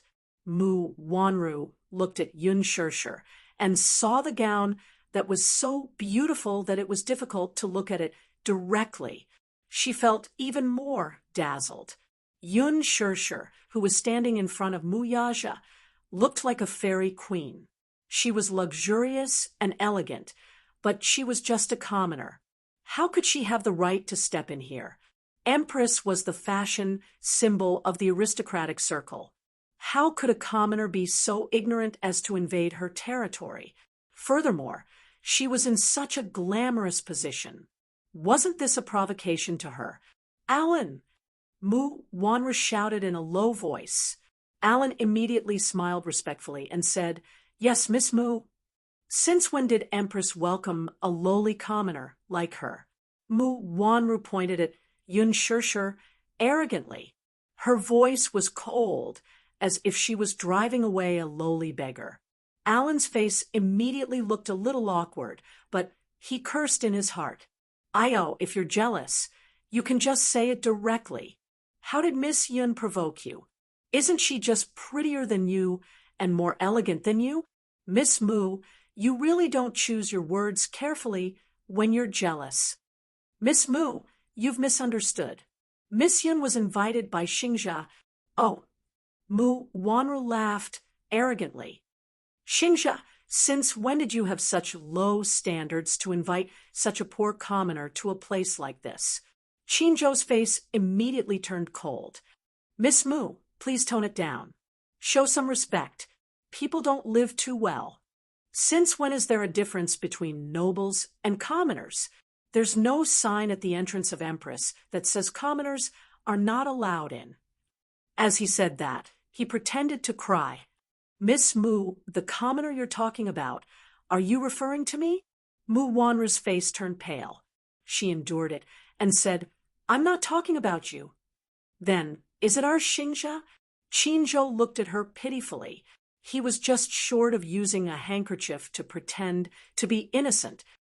"No, I'm talking about her." Mu Wanru secretly gritted her teeth and pointed at Yun Shirshir. "Aya, how did our Shirshir become a commoner? She's Xingxia's date tonight. I brought her here to try on this gown." "Xingxia's date? Guxing's date?" Mu Wanru was so shocked that her expression changed. Even Han Yuyan was shocked. Guxing's date. What did that mean? It meant absolute exposure and headlines. Just based on Guxing's popularity, he could dominate the headlines of many entertainment pages. Why? What did this woman have? Back then, when Huan Yu promoted Han Yuyan, the company's higher-ups repeatedly pressured Gu Xingze to walk the red carpet with Han Yuyan, but he ignored them all. What did this woman have? Han Yuyan's eyes turned red with jealousy. Mu Yaja's gaze turned cold. Gu Xingze's date. Would she be attending Huan Yu's annual cocktail party tonight? This woman was dressed up for another man. Chapter 133. Mu Yaja lifted his arrogant chin slightly and looked at Yun Shirshir with a deep and cold gaze. An inexplicable sense of displeasure grew in his heart. He lifted his chin, especially when he saw Yun Shirshir hiding behind Gu Xingze like a frightened cat. His thin lips curved into a cold smile. She was so wary of him, yet she was so close to another man. The great president Mu naturally felt uncomfortable. Hence, he looked at her deeply and turned his face away. He turned around and sat down on the sofa leisurely. The atmosphere was extremely strange. Xiao Yichen stood at the side, his handsome little face faintly showing a trace of displeasure. He didn't know why, but when he found out that Yun Shirshir was Gu Xingze's female companion, he obviously felt unhappy. He actually felt that this woman and Daddy looked very compatible when they stood together. Xiao Yichen was stunned by his own thoughts.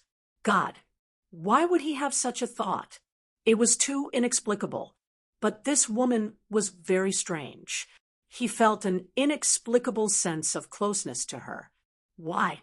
The little munchkin was a little confused. They were indeed father and son. Even their awkwardness was similar. Mu Wanru looked around arrogantly. When her gaze landed on Yun Shirshir, she suddenly felt a stab in her eyes. That luxurious gown was so glaring in her eyes. She then shifted her gaze and elegantly approached Yun Shirshir.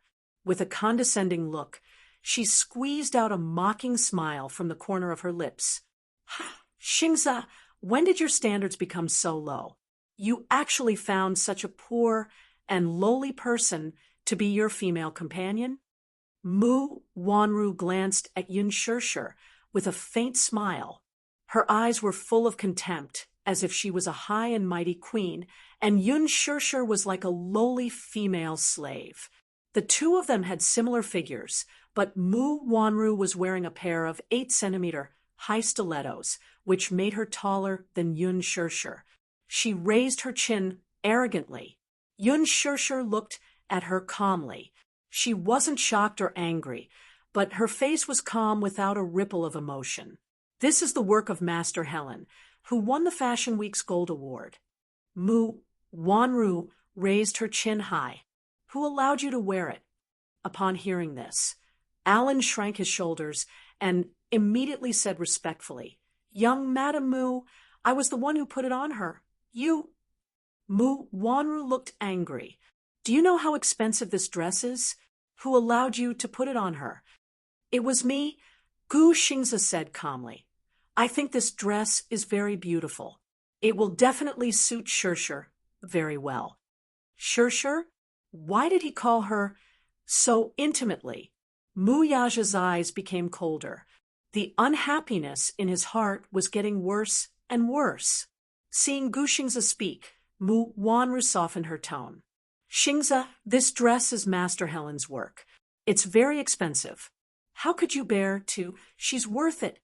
Besides, Shirshir does look beautiful in it." Gu Xingza lowered his head to look at her and reached out to tidy Yun Shirshir's slightly messy hair. This seemingly intimate action couldn't help but hurt some people's eyes. Especially Mu Yaja, the unhappiness in his eyes became more and more bottomless. Damn it, he minded. He actually minded other people touching her. He was such an eyesore. This feeling was so damn unpleasant. Mu Wanru didn't notice Mu Yaja's unfathomable expression at all. She said, "Xingza, tonight is Huanyu Entertainment's annual cocktail party. There will be many distinguished guests and entertainment media present. Aren't you afraid of being mocked for bringing such an unknown female companion?" When Qin Zhou heard her say such harsh words, his brows furrowed deeply, and he was filled with displeasure. Alan also said softly, "I think Miss Yun looks very good in it." Mu Wanru frowned slightly, pursed her red lips, and shot a sharp look at Alan. He was so frightened that he shut his mouth on the spot and didn't dare to say another word. When Han Yuyan heard this, her heart was filled with anger. She had long disliked this girl who had neither fame nor family background. She detested her to the core. Mu Wanru's sarcasm seemed to have helped her vent her anger and supported her. She was happy and mocked her. What young Madame Mu said makes sense. A poor person will always be a poor person. No matter what she wears, she still looks poor. A sparrow will always be a sparrow. She still wants to fly up and become a phoenix. She's dreaming. Mu Wanru tidied her clothes and elegantly crossed her arms. Han Yuyen's young Madame Mu was very pleasing to her ears. Han Yuyen's mouth was as sweet as honey. As long as there was a chance for her to climb up the social ladder, she would never let it go. As she spoke, she held Xiaodong's arm and sneered, her eyes full of disdain. "I say, don't embarrass yourself here. Go back to your slum." Qin Zhou raised his eyebrows and sneered. "You said that our Shirshir is poor. Heavenly Queen Han, are you from a noble family?" Han Yuyan was speechless. Of course she was not. On the contrary, her family was poor since she was young. Her family of 5 was squeezed into a small house. She was the one who was born in the slum. It was because she had tasted the taste of poverty since she was young that she developed a vain personality. When she graduated from junior high school, she entered an art school early and became an art student. She did not have the talent for learning and did not have the conditions to do so. It was only until she auditioned for a movie before she graduated that she was lucky enough to get that role, that she successfully made her debut. In order to make her debut, she did not hesitate to use any means and suffered some hardships. Now that she was famous, the hardships were over. However, there were still many media outlets that made irresponsible remarks about her being uncultured. This had always been her sore spot. Qin Zhou saw her embarrassed expression and sneered. Our Shirshir is still a university student. No matter what, she's still a top student. Moreover, our Shirshir is also highly regarded by Director Lin. Director Lin? Han Yuyen's expression changed. Director Lin? Which Director Lin? Aya, you're really forgetful. You don't even remember the teacher who made you famous? Qin Zhou said indifferently. Lin Fengtian. How could she forget? He was one of the most talented directors in the Chinese film industry. The 2 movies he directed had been the box office champion for 3 years in a row.